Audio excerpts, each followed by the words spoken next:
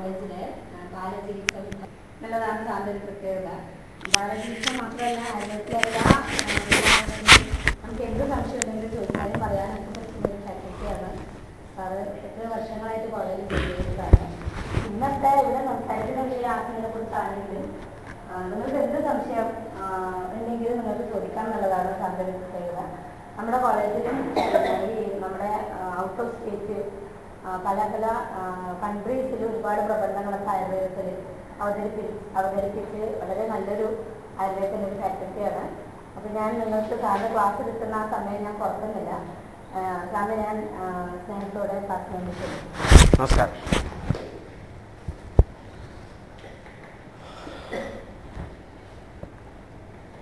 ഒരു 3/4 മണിക്കൂർ അല്ലേ?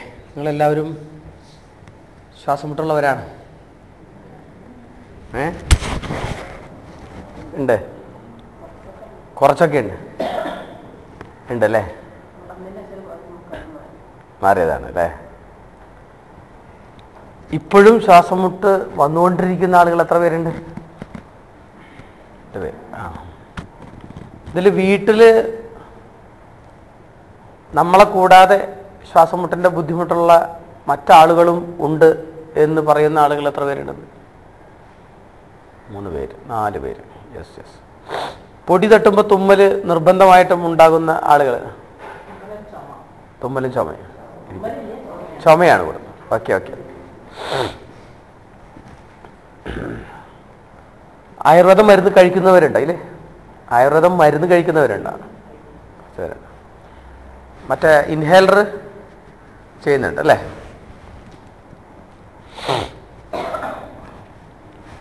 മനുഷ്യന് പണ്ട് കാലത്ത് ഏറ്റവും കൂടുതൽ മരിച്ചിരുന്നത് മുഴുവൻ വസൂരി വന്നിട്ടും അതുപോലെ തന്നെ കുറേ പനി വന്നിട്ട് വയറിളക്കം വന്നിട്ടൊക്കെയാണ് ആളുകൾ ഇങ്ങനെ മരിച്ചുകൊണ്ടിരിക്കുന്നത്. പിന്നീട് മെഡിക്കൽ സയൻസിൻ്റെ ഡെവലപ്മെൻറ്റിൻ്റെ ഭാഗമായിട്ട് ആളുകൾക്ക് ഒരുപാട് വാക്സിനുകൾ കണ്ടുപിടിക്കാൻ തുടങ്ങി. ശുചിത്വബോധം കൂടി, രോഗം വരാനുള്ള കാരണങ്ങൾ കണ്ടുപിടിച്ചു. അങ്ങനെ വിവിധ കാരണങ്ങൾ രോഗത്തിനെ കണ്ടുപിടിക്കപ്പെട്ടതിൻ്റെ പേരിൽ അതൊക്കെ മാറ്റി വാക്സിനുകൾ കണ്ടുപിടിച്ച്, മരുന്നുകൾ കണ്ടുപിടിച്ച് അവസാനം ഇപ്പോൾ ആളുകൾ മരിക്കാണ്ടായി തുടങ്ങി. ആളുകളുടെ പണ്ട് കാലത്ത് റിട്ടയർമെൻ്റ് ഏജ് 55 വെച്ചിരുന്നപ്പോൾ എൻ്റെ കാരണം എന്ന് പറഞ്ഞാൽ ആളുകൾ 60 വയസ്സ് വരെ ജീവിച്ചിരുന്നുള്ളൂ എന്നുള്ളതാണ്. ഇപ്പം അതല്ല, ആളുകൾ 90 വയസ്സ് വരെ 100 വയസ്സ് വരെയൊക്കെ ജീവിക്കാൻ തുടങ്ങി. റിട്ടയർമെൻറ്റ് കഴിഞ്ഞിട്ട് സർവീസിനേക്കാൾ കൂടുതൽ കാലം പെൻഷൻ വാങ്ങുന്ന ആളുകളാവാൻ തുടങ്ങി. മനസ്സിലാവണം. പക്ഷെ വേറൊരു ദുരന്തമുണ്ടായി അതിൻ്റെ ഒപ്പം തന്നെ. വരും വേറൊരു ദുരന്തമുണ്ടായിട്ടുണ്ട് അതിൻ്റെ ഒപ്പം തന്നെ.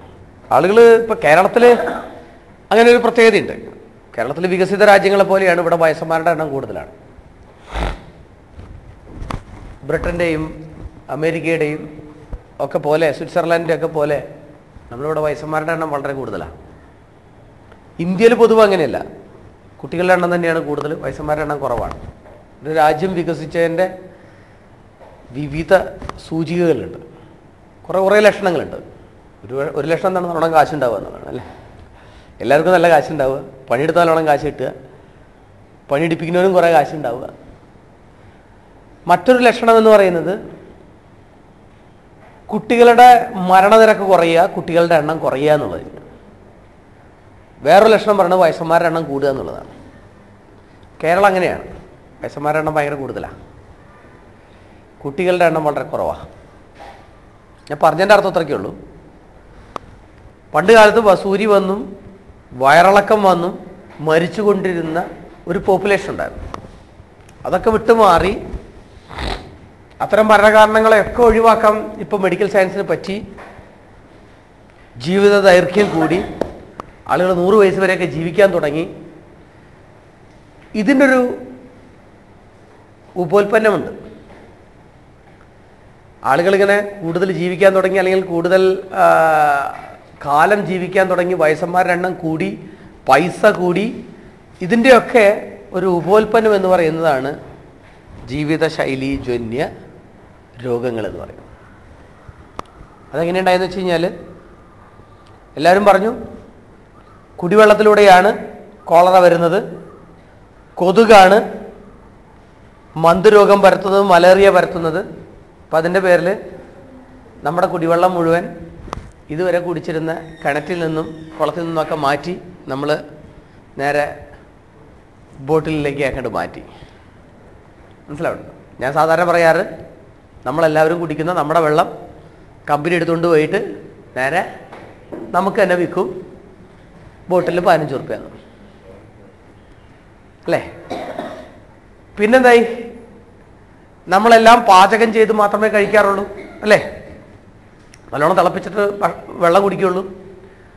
അതല്ലാന്നുണ്ടെങ്കിൽ നമ്മൾ കൂടുതൽ ആളുകളും, നമ്മുടെ കണ്ടക്സ്റ്റ് വളരെ കുറവാണ്, വികസിത രാജ്യങ്ങളോട് പ്രത്യേകിച്ചും എന്തുണ്ടാവുമെന്ന് വെച്ച് കഴിഞ്ഞാൽ ഭയങ്കരമായിട്ട് സോഫിസ്റ്റിക്കേറ്റഡ് എന്ന് പറയും. നമ്മുടെ ജീവിതം വളരെ തരളിതമായി, നമ്മുടെ ജീവിതം ഭയങ്കര ദുർബലമായി. പിന്നീട് നമ്മൾ എ സിയിൽ നിന്ന് എ സിയിലേക്ക്, കാറിൽ നിന്ന് കാർപ്പറ്റിലേക്ക് മാത്രം കാലെടുത്ത് വയ്ക്കുന്ന തരത്തിലേക്കുള്ള ജോലി ആഗ്രഹിക്കുന്നവർ അല്ലെങ്കിൽ ജീവിതം ആഗ്രഹിക്കുന്നവരായിട്ട് മാറി. വികസിത രാജ്യങ്ങളിലൊക്കെ സംഭവിച്ചതെന്ന് വെച്ചാൽ അവരങ്ങനെ ജീവിക്കാൻ തുടങ്ങി. എന്തും സ്വിച്ചിട്ട് നേടാവുന്ന ഒരു രൂപത്തിലേക്ക്, എന്തൊന്ന് ഫോൺ ചെയ്ത് കഴിഞ്ഞാൽ കിട്ടാവുന്ന രൂപത്തിലേക്ക് രാജ്യം ഡെവലപ്പ് ചെയ്തു. ഇതിനൊക്കെ ഡെവലപ്മെൻ്റ് എന്ന്, രാജ്യത്തിൻ്റെ ഡെവലപ്മെൻ്റ് എന്ന് വിളിക്കാൻ തുടങ്ങി. സ്വാഭാവികമായിട്ടും 690-ലധികം മസിലുള്ള മനുഷ്യൻ അതൊന്നും ഉപയോഗിക്കാണ്ടിരിക്കാൻ തുടങ്ങി. മസിലുകളുള്ളതൊക്കെ എന്തിനുള്ളതാ? നിവരാനും ചുരുങ്ങാനും ഉള്ളതാണ് മനുഷ്യൻ്റെ മസിൽ എന്ന് പറയുന്നത് അല്ലേ? അതൊക്കെ ഉപയോഗിക്കാണ്ടിരിക്കാൻ തുടങ്ങി. ഉപയോഗിക്കാണ്ടിരിക്കാൻ തുടങ്ങിയപ്പോൾ എന്തുണ്ടായി? അത് ഉപയോഗിക്കാതിരിക്കുകയാണെന്നുണ്ടെങ്കിൽ ഉണ്ടാകുന്ന, ശരീരത്തിലുണ്ടാകുന്ന ഒട്ടനവധി മാറ്റങ്ങളുണ്ട്. ആ മാറ്റങ്ങളൊക്കെ ഓരോ രോഗങ്ങൾക്ക് കാരണമായി. ഞാൻ പറഞ്ഞതിൻ്റെ അർത്ഥം, വേട്ടയാടി ജീവിച്ചിരുന്ന ഒരു മനുഷ്യൻ സംസ്കാരത്തിൻ്റെ ഭാഗമായിട്ട് കാട്ടിൽ നിന്നും പുറത്തിറങ്ങി ഇതൊക്കെ കഴിഞ്ഞ് ഒരു പ്രത്യേക രീതിയിൽ ജീവിച്ചിരുന്നു. അതിൽ നിന്നും വ്യത്യസ്തമായി ആ സമയത്തുണ്ടായിരുന്ന രോഗങ്ങളുടെ കാരണം മുഴുവൻ പകർച്ചവ്യാധി ആയിരുന്നു എങ്കിൽ പകർച്ചവ്യാധികൾ മാറാനായിട്ട് ജീവിത സാഹചര്യം തന്നെ മാറണം എന്ന് ഒരു കാലത്തുണ്ടായിരുന്ന വൈദ്യന്മാർ മുഴുവൻ, അല്ലെങ്കിൽ വൈദ്യശാസ്ത്രം മുഴുവൻ പറഞ്ഞു. ജീവിത സാഹചര്യം മുഴുവൻ മാറിയപ്പോൾ നമുക്ക് പുതിയ കുറേ രോഗങ്ങളുണ്ടായി. അതിനെയാണ് ജീവിതശൈലീജന്യ രോഗങ്ങളെന്ന് വിളിക്കുന്നത്. നമ്മുടെ ജീവിതശൈലി മാറിയപ്പോൾ ഉണ്ടായ രോഗങ്ങൾ നടത്തും. പണ്ട് ഇത്രയും പ്രമേഹം ഉണ്ടായിരുന്നില്ല, പണ്ട് ഇത്രയും കൊളസ്ട്രോൾ ഉണ്ടായിരുന്നില്ല, പണ്ട് ഇത്രയും ആസ്മ രോഗികൾ ഉണ്ടായിരുന്നില്ല. പണ്ട് പക്ഷേ മറ്റേ ഇൻഫെക്ഷൻസുകളായിരുന്നു കൂടുതൽ, അണുബാധകളായിരുന്നു കൂടുതലുണ്ടായത്. വ്യാവസായിക വിപ്ലവം എന്ന് ആരെങ്കിലും കേട്ടിട്ടുണ്ടോ? അതായത് ഒരു 18-ാം നൂറ്റാണ്ടിന് ശേഷം നമ്മുടെ ഇവിടെ ഏറ്റവും കൂടുതൽ കാശ് കൊണ്ടു തന്നത് ഫാക്ടറികളാണ്. ഇന്ത്യയിൽ മാത്രമല്ല, ലോകത്തെമ്പാടും ഫാക്ടറികൾ ഒരുപാട് കാശുണ്ടാക്കാൻ തുടങ്ങി. അങ്ങനെ രാജ്യത്തിൻ്റെ പണം കൂടി. ഇതാണ് ഏറ്റവും കൂടുതലുള്ള സാധനം. ഇതിന് ശേഷമാണ് ഏറ്റവും കൂടുതൽ ഞാൻ നേരത്തെ പറഞ്ഞ രോഗങ്ങൾ ഉണ്ടാവാൻ തുടങ്ങിയത്. ഏത്? ജീവിതശൈലീജന്യ രോഗങ്ങൾ. അതിൽപ്പെട്ടതാണ് ആസ്തമ. ഇന്ത്യയിൽ ഏറ്റവും കൂടുതൽ ശ്വാസകോശ സംബന്ധമായ പ്രശ്നങ്ങൾ അനുഭവിക്കുന്ന ഒരു സ്ഥലം പറയാൻ പറ്റുമോ? എവിടെയാണ്?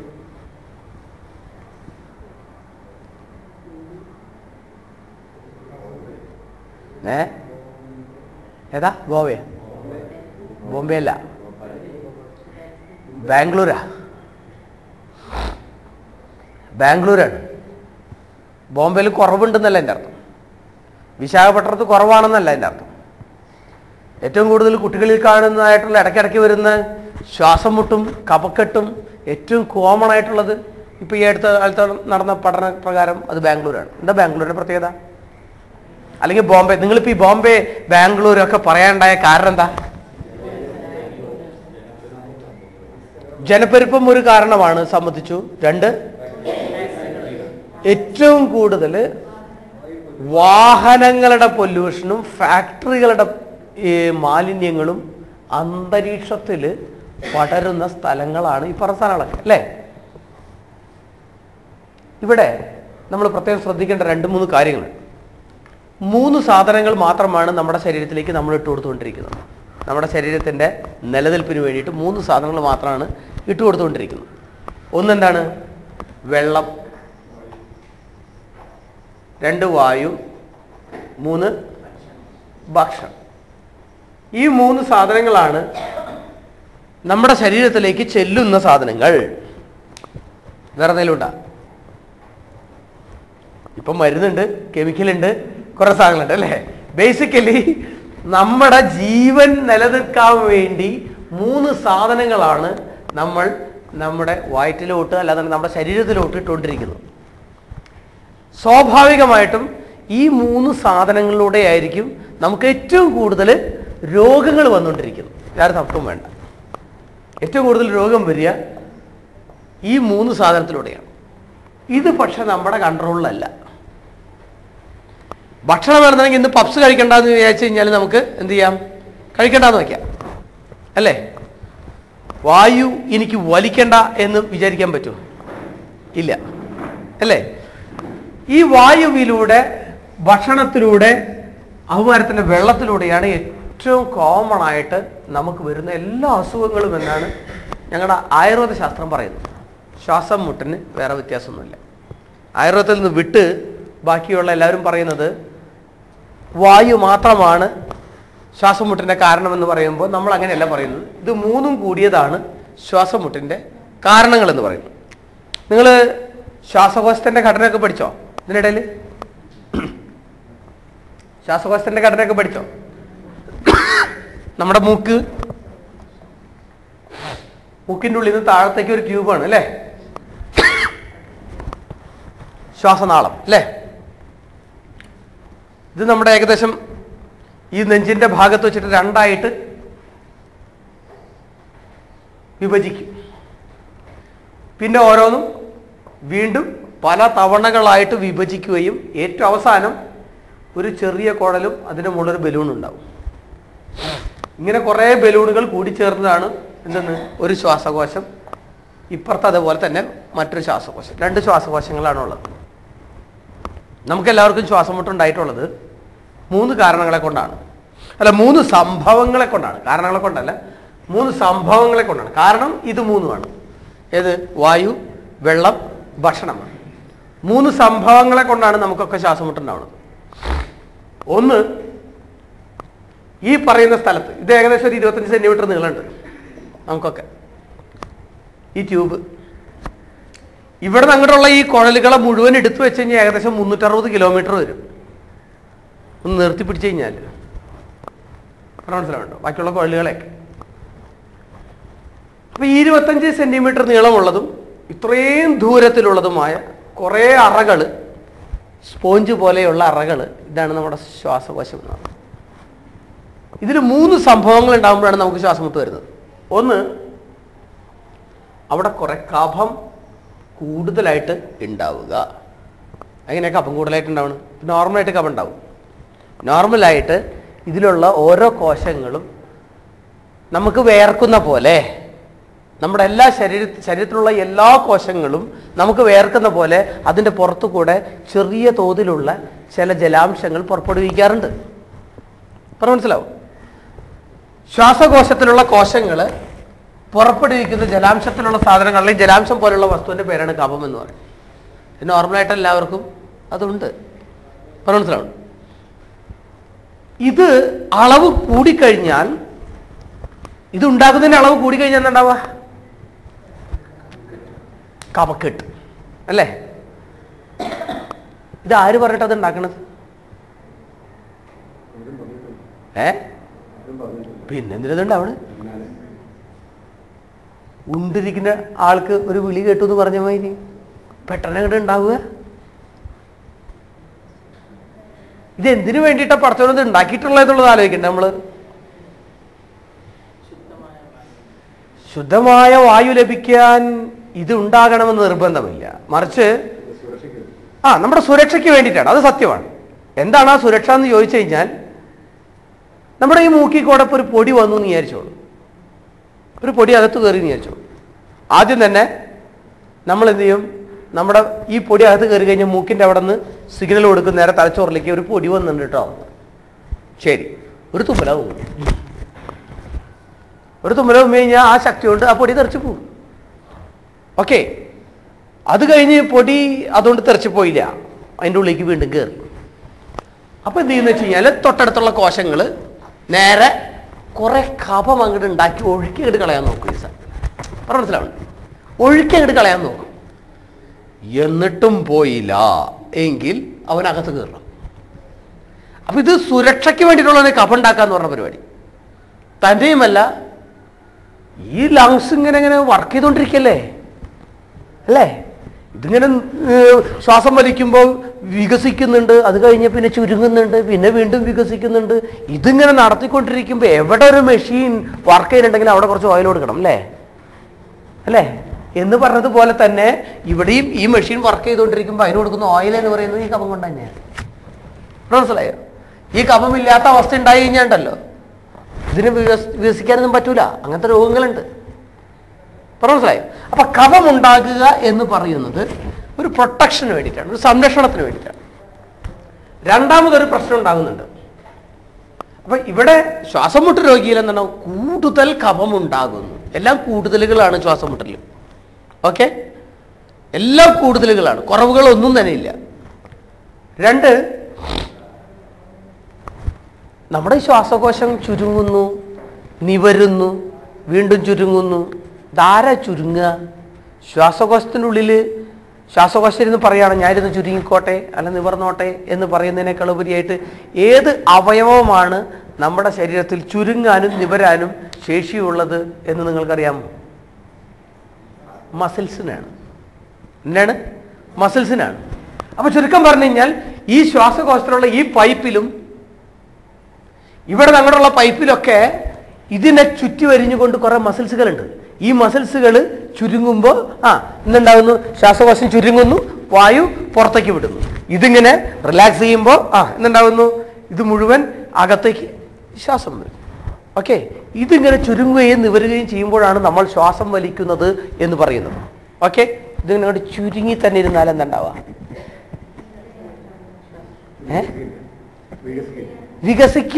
വികസിക്കുന്നുണ്ട് പോരാ, പക്ഷെ ചുരുങ്ങി ചുരുങ്ങി തന്നെ ഇരിക്കാനാണ് ഇഷ്ടം.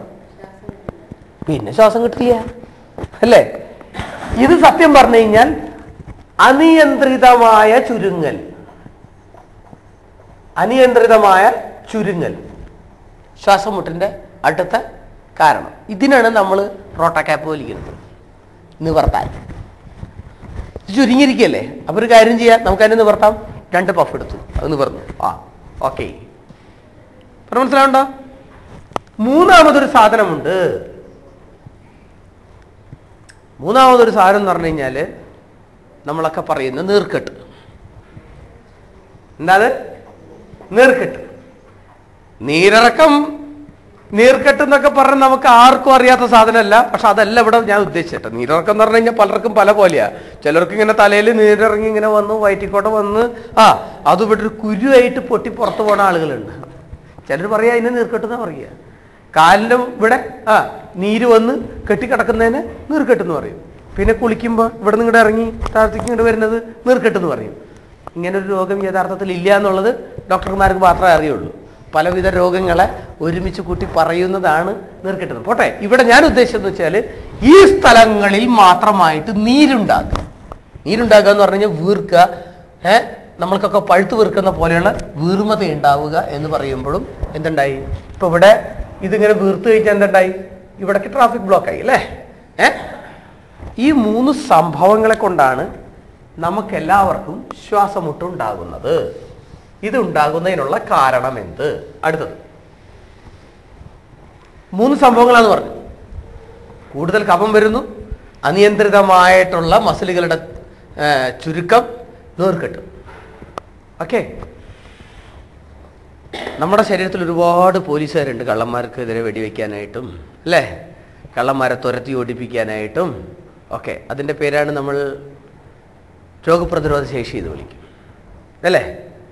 പല മെക്കാനിസം ഉണ്ട്. നമുക്ക് ഇന്ത്യക്ക് കള്ളന്മാർ വരാതിരിക്കാൻ ആർമി ഉണ്ട്, എയർഫോഴ്സ് ഉണ്ട്, നേവി ഉണ്ട്, അല്ലേ, പോലീസുകാരുണ്ട്. ഇങ്ങനെ അനവധി സാധനങ്ങളുള്ള പോലെ തന്നെ നമ്മുടെ ശരീരത്തിലും എന്തുണ്ട്, ഈ കള്ളന്മാർ വരാതിരിക്കാൻ ഒരുപാട് സംവിധാനങ്ങളുണ്ട്. അതിൻ്റെ പേരിലാണല്ലോ ഒരു പൊടി വന്നപ്പോൾ അങ്ങനെ തുമ്മിയത്, തുമ്മിക്കളഞ്ഞു. അതൊരു സംവിധാനമാണ്. ഓക്കെ. ഒരു സുപ്രഭാതത്തിൽ അല്ലെങ്കിൽ ചില ഫാമിലിയിൽ മൂക്കിലേക്ക് ഒരു പൊടി കടന്നു കഴിഞ്ഞാൽ തലച്ചോറിലേക്ക് കൊടുക്കുന്ന മെസ്സേജ് 100 പൊടി കടന്നു എന്നാണെങ്കിൽ എന്തായിരിക്കും സ്ഥിതി? മറ്റേത് ഒരു പൊടി കടന്നപ്പോൾ ഒരു തുമ്മലാണ് വന്നത്. അതെന്തുകൊണ്ടാ? ഇവിടുന്ന് കേന്ദ്ര ഗവൺമെന്റിലേക്ക് അയച്ച മെസ്സേജ് ഒരു പൊടി വന്നു കേട്ടോ എന്നാണ്, അല്ലേ? ആ സമയം ഒരു പൊടി വന്നപ്പോൾ ഇവിടുന്ന് അയച്ച മെസ്സേജ് 100 പൊടി വന്നു എന്നാണെങ്കിൽ സ്വാഭാവികമായിട്ടും തലച്ചോറ് എന്ത് ചെയ്യും? 100 തുമ്മലിനുള്ള ആജ്ഞ പുറപ്പെടുവിക്കും, അല്ലേ?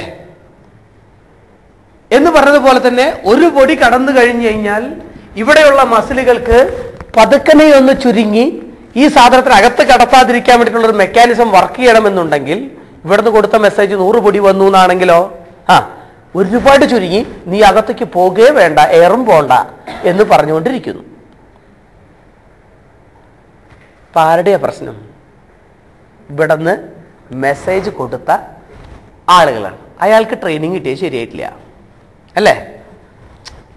പൊടി വന്നാൽ തലച്ചോറിൽ മെസ്സേജ് കൊടുക്കുന്ന ആൾക്ക് കൃത്യമായിട്ടുള്ള ട്രെയിനിങ് കിട്ടിയിട്ടില്ല. കിട്ടിയിട്ടുണ്ടായിരുന്നുണ്ടെങ്കിൽ കൃത്യമായിട്ടുള്ള ഒരു മെസ്സേജ് കൊടുക്കണ്ടേ? അതല്ല കൊടുക്കുന്നത്. ഇവിടുന്ന് കൊടുത്ത മെസ്സേജ് തെറ്റാ. ആ ട്രെയിനിങ് ആരാ കൊടുക്കണമെന്ന് അറിയോ? അല്ല, ആ ട്രെയിനിങ് കൊടുക്കുന്നത് നമ്മുടെ പാരമ്പര്യക്കാരാ, അച്ഛനമ്മമാരാ. മനസ്സിലാവണ്ടോ? ബാംഗ്ലൂർ ഇത്രയോ ആളുകൾ ജീവിക്കുന്നുണ്ട്, എല്ലാവർക്കും ആസ്മയുണ്ടോ? ഇല്ല. ഈ ട്രെയിനിങ് കിട്ടിയിട്ടില്ലാത്ത ആളുകളാണ് ബാംഗ്ലൂരിന് പോകണമെന്നുണ്ടെങ്കിൽ യാതൊരു സംശയവും വേണ്ട, അവന് ഈ മെസ്സേജ് തെറ്റായിട്ട് അയച്ചുകൊണ്ടിരിക്കും. അപ്പൊ ട്രെയിനിങ് ആരാ കൊടുക്കുന്നതെന്നറിയോ? എനിക്ക് എൻ്റെ ശരീരത്തിലുള്ള പോലീസുകാർക്ക് ട്രെയിനിങ് കൊടുക്കുന്നത് എൻ്റെ അച്ഛനും അമ്മയുമാണ്. എങ്ങനെ? അവരുടെ ബീജങ്ങളിലൂടെയാണ് ഈ ട്രെയിനിങ്ങിൻ്റെ മെസ്സേജ് കിട്ടുന്നത്. എന്ന് പറഞ്ഞാൽ അലർജി എന്ന് പറയുന്നത് ഒരു പാരമ്പര്യ രോഗമായിട്ടാണ് ഇതുവരെ കണക്കാക്കപ്പെട്ടിട്ടുള്ളത്. അതിൽ നിന്നും പുതിയ നമ്മുടെ ജീവിതശൈലിയും കൂടി ചേരുമ്പോഴാണ് നമുക്ക് എന്തുണ്ടാകുന്നത്? ഈ ആസ്മ എന്ന് പറയുന്ന രോഗമുണ്ടാകും.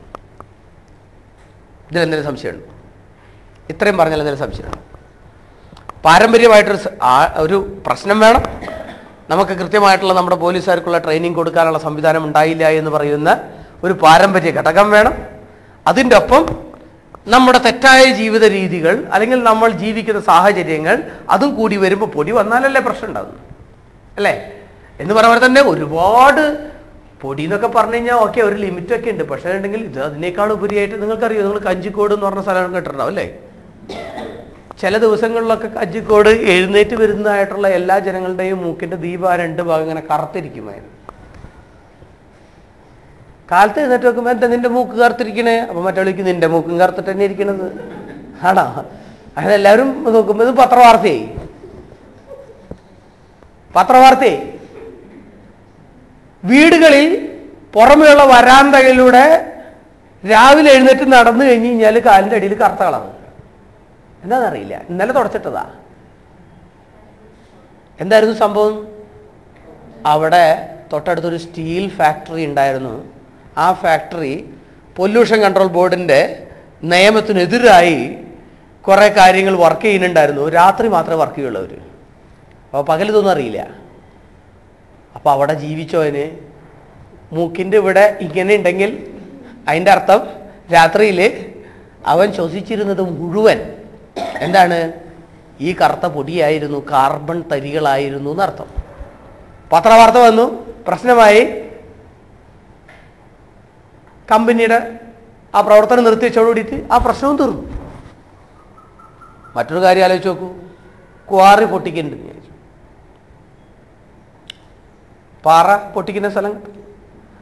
പൊട്ടിക്കുന്ന സ്ഥലത്ത് സിലിക്കോസിസ് എന്ന് പറയുന്ന സിലിക്ക എന്ന് പറയുന്ന സാധനത്തിൻ്റെ ഈ പൊടിപടലങ്ങൾ ഇവിടെ ഈ പറയുന്ന പ്രദേശത്തൊക്കെ ഉണ്ടാകും.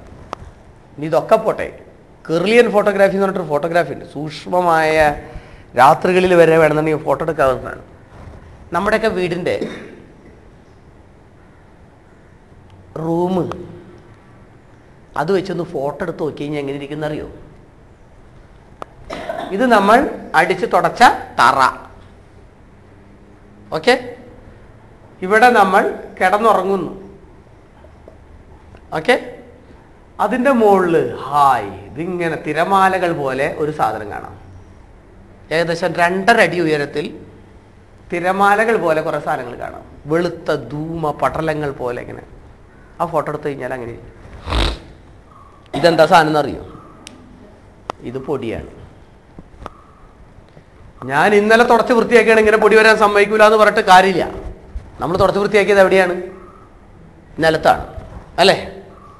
നമ്മുടെയൊക്കെ വീട്ടിൽ മിക്കവാറും ഇപ്പം അത് മാറ്റി തുടങ്ങിയിട്ടുണ്ട് പല ആളുകളും. 2 കാരണങ്ങളെ കൊണ്ടാണ് ഇത് ഉണ്ടാവുന്നത്. ഒന്ന്, ഞാൻ മുകളിൽ ആരിട്ടിട്ടുണ്ട്? ഫാൻ ഇട്ടിട്ടുണ്ട്. 2, എൻ്റെ റൂമിൻ്റെ മുകളിൽ ഒരു സാധനം ഉണ്ട്. അല്ല, നമ്മൾ കുറേ സാധനങ്ങൾ കൊണ്ടൊന്ന് തട്ടണ സ്ഥലമല്ലേ? അതിൻ്റെ മുകളിലൊന്ന് കയറിണ്ട, ഒന്ന് നോക്കിണ്ട. അതിൻ്റെ മുകളിലൊന്ന് കയറി നോക്കിണ്ട. പൊടിയെന്ന് ചോദിച്ചാൽ ഒരു 1.5 പൊടിയല്ലേ? ഇതിൻ്റെ മുകളിൽ ആരെങ്കിലും തുടയ്ക്കാറുണ്ടോ? ബേസിക്കലി ഈ 2 ഘടകങ്ങളെ കൊണ്ടാണ്. ഒന്നും വേണ്ട, ഞാൻ എൻ്റെ അടുത്ത് വരുന്ന അലർജിക്കാരോടൊക്കെ ചികിത്സിക്കുമ്പോൾ പറയുന്നുള്ളൊരു കാര്യമുണ്ട്. 3 കാര്യങ്ങളുണ്ട്. ഒന്ന്, നമ്മുടെ കട്ടിലിൻ്റെ കാലിൻ്റെ അടിയിൽ ഒരേ ഇഷ്ടിക കയറ്റി വെക്കുക. അതെന്തിനാ ചെയ്യുക? 2.5 അടി എന്നുള്ളത് 3 അടിയാക്കാൻ വേണ്ടിയിട്ടാണ്, ഹൈറ്റ് കൂട്ടാൻ വേണ്ടിയിട്ട്. പണ്ടത്തൊക്കെ കട്ടിൽ നല്ല ഹൈറ്റ് ഉണ്ടായിരുന്നു, ഇതിങ്ങനെ കയറണമായിരുന്നു. ഇപ്പം അങ്ങനെയല്ല, ഇതിങ്ങനെ കയറും അല്ലേ?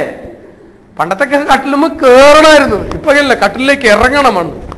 അപ്പം ഞാൻ പറഞ്ഞു വരുന്നത്, എല്ലാവരുടെ കട്ടിലുമ്മലും ഒരേ ഇഷ്ടിക കയറ്റി വെച്ച് അങ്ങോട്ട് ഹൈറ്റ് കൂട്ടുക.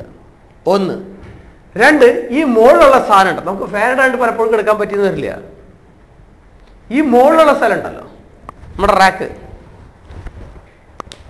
അതിന് ഒന്നുകിൽ അടച്ചിടാം. ഇപ്പം അവിടുത്തെ പുതിയ ഫാഷനാണ് വൃത്തികേടുകൾ മുഴുവൻ അടച്ചു വയ്ക്കുക എന്നുള്ള പരിപാടി ഉണ്ടല്ലോ. ഓക്കെ, ഒന്നുകിൽ അടച്ചിടാനുള്ള സംവിധാനം ഉണ്ടാവുക. അതല്ലാന്നുണ്ടെങ്കിൽ എന്നും പഴയ 2 സാരി എടുത്തിട്ട് ഒന്ന് നനച്ച് അതിൻ്റെ മുകളിൽ അങ്ങോട്ട് വിരിക്കുക, കിടക്കണതിന് മുമ്പ്. പറ മനസ്സിലാവുണ്ടോ? ഒന്ന് അങ്ങോട്ട് വിരിക്കുക. അതല്ലാന്നുണ്ടെങ്കിൽ കുറച്ചും കൂടി ശുഷ്കാന്തി ഇത്തിരി കൂടുതലുള്ള ആളുകളാണെന്നുണ്ടെങ്കിൽ ഡെയിലി അത് തുടയ്ക്കുക. പറ മനസ്സിലായോ? ഇനി ആസ്മക്കാരാണ് വീട് പണിയണമെന്നുണ്ടെങ്കിൽ ദയവ് ചെയ്ത് ആ സാധനം പണിയാണ്ടിരിക്കുക. പറ മനസ്സിലായല്ലോ? ഇത്രയും കാര്യങ്ങളാണ് നമ്മുടെ വീടിൻ്റെ നിലത്ത് കിടക്കാതിരിക്കുക. നിലത്ത് കിടക്കാതിരിക്കുക, നിലത്ത് കിടന്ന ഈ സംവിധാനം കണ്ട്. അപ്പോൾ പൊടി നമ്മൾ വിചാരിക്കുന്ന മാതിരിയല്ല. പക്ഷെ ഈ പൊടിയിലും പണ്ട് ഇത്രയും ഫാൻ ഉണ്ടായിരുന്നില്ല, അപ്പോൾ പിന്നെ ഈ സംവിധാനം ഉണ്ടായിരുന്നില്ല, അല്ലാത്ത പൊടിയേ ഉണ്ടാവുള്ളൂ. പറഞ്ഞു മനസ്സിലായോ? ഇതൊരു ജീവിതശൈലിയിൽ വന്ന മാറ്റമാണ്, നമുക്ക് ജീവിതശൈലിയിൽ വന്നൊരു മാറ്റമാണ്. പറഞ്ഞു മനസ്സിലായോ? ഓക്കെ, 3 കാര്യങ്ങൾ ഞാൻ പറഞ്ഞു. അനിയന്ത്രിതമായിട്ടുള്ള മസിലിൻ്റെ ചുരുക്കം, നീർക്കെട്ട്, കഫം വർദ്ധിക്കുക എന്ന് പറയുന്ന 3 പരിപാടികളെ കൊണ്ടാണ് നമുക്ക് ഈ ശ്വാസം മുട്ടുണ്ടാകുന്നത്. പൊടിയൊരു കാരണം പറഞ്ഞു, ശരി തന്നെയാണ്. പക്ഷേ ഒരുപാട് ശ്വാസം മുട്ട് രോഗികൾക്ക് നിങ്ങളൊരു വേറൊരു പ്രത്യേകത കണ്ടിട്ടുണ്ടാവും. എനിക്ക് ഗൾഫിലായിരുന്നപ്പോൾ ഈ പ്രശ്നം ഉണ്ടായിരുന്നില്ല, ഇവിടെ വന്നപ്പോൾ തുടങ്ങി. ഗൾഫിലായിരുന്നപ്പോൾ ഈ പ്രശ്നം ഉണ്ടായിരുന്നില്ല, ഇവിടെ വന്നപ്പോൾ ശ്വാസം മുട്ട് തുടങ്ങി. ഇങ്ങനെ കേട്ടിട്ടുണ്ടോ? ഗൾഫിലല്ലേ മണൽക്കാറ്റും മണലിൻ്റെ പൊടിയും ഒക്കെ ഏറ്റവും കൂടുതലുള്ളത്? ഇവിടെയാണോ? ഇവിടെ ഉള്ളപ്പോൾ കുഴപ്പമില്ല, അവിടെ പോകുമ്പോൾ പ്രശ്നമുള്ളവരുണ്ട് കേട്ടാ. അപ്പോൾ അതിൻ്റെ അർത്ഥം പൊടി മാത്രമൊന്നുമല്ല ഒരു ഘടകം എന്ന് പറയുന്നത്. ഇവിടെ വന്നിട്ട് ഏറ്റവും കൂടുതൽ ശ്വാസം മുട്ടുണ്ടാകുന്നവരുടെ പ്രത്യേകത നമ്മുടെ കേരളത്തിന് ചുറ്റും വെള്ളമാണ് എന്നുള്ളതാണ്. വെള്ളക്കെട്ടുള്ള സ്ഥലങ്ങളിൽ ശ്വാസം മുട്ട് കൂടും, യാതൊരു സംശയവും വേണ്ട. വെള്ളക്കെട്ടുള്ള സ്ഥലങ്ങളിൽ ശ്വാസം മുട്ട് കൂടും. അവിടെ ചെല്ലുമ്പോൾ കൂടുതലായിട്ടുണ്ടാകുന്നതിൽ അവിടുത്തെ എൻവയറോൺമെന്റിൽ, അവിടുത്തെ കാറ്റിലുണ്ടാകുന്നതായിട്ടുള്ള പൊടിപടലങ്ങൾ ഒരു പ്രധാനപ്പെട്ട കാരണമാണ്. പക്ഷെ ഇതൊക്കെ നിശ്ചയിക്കുന്നതിന് ആയുർവേദം പറയുന്ന വേറൊരു നിയമമുണ്ട്. ഞാൻ ഐസ്ക്രീം കഴിച്ചു, പിറ്റേന്ന് അപ്പം തന്നെ, അല്ലെങ്കിൽ വേണ്ട 2 മണിക്കൂറിനുള്ളിൽ ശ്വാസം മുട്ട് കൂടി. ഇവിടെ എന്ത് പൊടി? ചെമ്മീൻ കഴിച്ചു, ഞണ്ട് കഴിച്ചു, കല്ലുമ്മക്കായ കഴിച്ചു, ശ്വാസം മുട്ട് കൂടി. ഇവിടെ പൊടി വല്ലതുണ്ടായോ? അപ്പൊ ഇവിടെ എന്താ കാരണം? ഭക്ഷണമാണ്. ചില ഭക്ഷണങ്ങൾ ശ്വാസം മുട്ട് ഉണ്ടാക്കുന്നുണ്ട് അല്ലേ? ചില ഭക്ഷണങ്ങൾ ശ്വാസം മുട്ട് ഉണ്ടാക്കുന്നു പറയുമ്പോൾ ഭക്ഷണം കഴിച്ച് നമ്മുടെ ട്യൂബിലൂടെ എത്തുന്നത് ആമാശയത്തിലേക്കാണ്. ഇങ്ങനെ സാധനം കണ്ടിട്ടുണ്ടോ പണ്ട് സ്കൂളിൽ? ആമാശയം. ആമാശയത്തിന്റെ മുകളിൽ നല്ലൊരു ഭിത്തിയുണ്ട്. അതിന്റെ മുകളിലാണ് ആരിയ്ക്കുന്നത്? ശ്വാസകോശം ഇരിക്കുന്നത്. ചത്തോടത്തല്ല നിലവിളി എന്ന് പറയും പണ്ട് അല്ലേ? ഐസ്ക്രീം വന്നത് ഈ വഴി തിങ്ങട്ടാ അല്ലേ? പ്രശ്നം ഉണ്ടായത് ലങ്സിൽ. ഇവ തമ്മിൽ പുലബന്ധം പോലും ഇല്ല. നമുക്ക് എന്തെന്ന് എടുത്തു നോക്കിക്കഴിഞ്ഞാൽ പിന്നെ എങ്ങനെ ഇപ്പൊ സംഭവിച്ചത്? എങ്ങനെ ബന്ധപ്പെടും എന്നുള്ളതാണ് നമുക്കിതിൽ കാണേണ്ടത്. ഒരൊറ്റ കാര്യമുള്ളൂ, ഇവ തമ്മിൽ ഘടനാപരമായിട്ട് നോക്കിക്കഴിഞ്ഞാൽ ഒരു ബന്ധമില്ല. കാരണം വെച്ചാൽ ഇവിടെ ഒരു ശക്തമായ ഒരു ഭിത്തിയുണ്ട്. ഏത്? വയറും നെഞ്ചും തമ്മിൽ തരംതിരിക്കുന്ന ഒരു ഭിത്തിയുണ്ട്. വയറ്റിലുള്ള ഒരു സാധനത്തിനെയും നെഞ്ചിലേക്ക് കടത്താൻ അനുവദിക്കില്ല. കടന്നു കഴിഞ്ഞാൽ തട്ടിപ്പോവും. മനസ്സിലാവുണ്ടോ? നെഞ്ചിലുള്ള ഒരൊറ്റ സാധനം പോലും വയറ്റിലേക്കും കടക്കാൻ സമ്മതിക്കില്ല. കടന്നു കഴിഞ്ഞാൽ പ്രശ്നം തന്നെയാണ്. അപ്പൊ ഇവ തമ്മിൽ ഒരു കോണ്ടാക്ട് ഉണ്ട്. മനസ്സിലായോ? നമ്മൾ ആരും കാണാതെ വാട്സപ്പ് വഴിയോ SMS വഴിയോ ഒക്കെ കോണ്ടാക്ട് ചെയ്യുന്ന പോലെയാണ്. ഇവിടെ ചില കോശങ്ങളുണ്ട്. അതിൻ്റെ പേര് മാസ്റ്റ് സെൽസ് എന്നാണ്. ഇതിനൊരു പ്രത്യേകതയുണ്ട്. ഈ ചെമ്മീൻ, ഞണ്ട്, കക്ക, അയില, തൈര്, ഐസ്ക്രീം തുടങ്ങിയ സാധനങ്ങൾ കഴിച്ചു കഴിഞ്ഞാൽ ഇവിടെ നിന്ന് ഇവൻ ചില കെമിക്കൽസുകൾ ഉണ്ടാക്കാൻ തുടങ്ങും. ഈ കെമിക്കൽസുകൾ നേരെ രക്തക്കുഴലുകളിൽ ചെല്ലും. രക്തക്കുഴലുകളിൽ ചെന്ന ഈ കെമിക്കലിൻ്റെ പ്രത്യേകത എന്ന് പറഞ്ഞു കഴിഞ്ഞാൽ ശ്വാസകോശത്തെ ചുരുക്കുക എന്ന് പറയുന്നൊരു പണിയുണ്ട്. ഇവൻ നേരെ രക്തക്കുഴലിലൂടെ നേരെ എവിടെ ചെല്ലുന്നു? രക്തം എല്ലാം ശ്വാസകോശത്തിൽ ഏറ്റവും അവസാനം. മനസ്സിലാവുണ്ടോ? നേരെ ശ്വാസകോശത്തിൽ ചെല്ലും. അവിടെ ചെന്ന് കഴിഞ്ഞാൽ എല്ലാ പൈപ്പിനെയും മുപ്പിരി ചുരുക്കാൻ തുടങ്ങും. ഇതാണ് ആയുർവേദം ഏറ്റവും കൂടുതൽ ശ്രദ്ധിക്കുന്ന ഒരു ഭാഗം എന്ന് പറയുന്നത് വയറിനെയാണ്. അതായത് വയറിൽ ഈ പറയുന്ന പ്രത്യേക തരത്തിലുള്ള കെമിക്കൽ ഉണ്ടാകാൻ അനുവദിക്കാതിരിക്കുക എന്നുള്ളതാണ് ആയുർവേദത്തിന്റെ ചികിത്സയിൽ ചെയ്യുന്ന ഏറ്റവും വലിയ പണി എന്ന് പറഞ്ഞു. നമ്മൾ പറയുന്നത് ശ്വാസകോശം എന്ന് പറയുന്നത് ഇതിന്റെ ഭാഗമാണ്. കാണുമ്പോൾ ഇവ തമ്മിൽ വ്യത്യാസമുണ്ടെങ്കിലും ബ്ലാക്കിൽ ഇവന്മാർ തമ്മിലൊരു ബന്ധമുണ്ട്. ഈ ബന്ധം വിച്ഛേദിക്കണമെങ്കിൽ ഇവിടെ ഉണ്ടാക്കപ്പെടുന്ന അനാവശ്യമായ ചില കെമിക്കലുകളെ നമ്മൾ അവസാനിപ്പിക്കണം. അതിന് ഇവിടേക്ക് വരുന്നതായിട്ടുള്ള ചില ആളുകളെ നിയന്ത്രിക്കുകയും കുറെ കാലം ചികിത്സിച്ച് കഴിഞ്ഞാൽ ഇനി ആളുകൾ വന്നാൽ തന്നെ ഇവിടെ നിന്ന് ഈ കെമിക്കൽ ഉണ്ടാകാതെ സൂക്ഷിക്കാനായിട്ടുള്ള ചില പണികൾ ചെയ്യുകയും ചില ചികിത്സകൾ ചെയ്യുകയും ചെയ്താൽ മാത്രമേ ഈ സാധനം പിന്നീട് ശ്വാസകോശത്തെ ബാധിക്കാതിരിക്കുകയുള്ളൂ എന്ന് പറയുന്നു. ഇതാണ് ആയുർവേദത്തിൻ്റെ രണ്ടാമത്തെ ഒരു കാര്യം. ഇനി ഇതൊന്നും കൂടാതെ വേറൊരു സംവിധാനം കൂടിയുണ്ട്. ഞാൻ നേരത്തെ പറഞ്ഞു മസിലുകൾ ചുരുങ്ങുന്നു, കഫം വർദ്ധിക്കുന്നു, നീർക്കെട്ടുണ്ടാകുന്നു.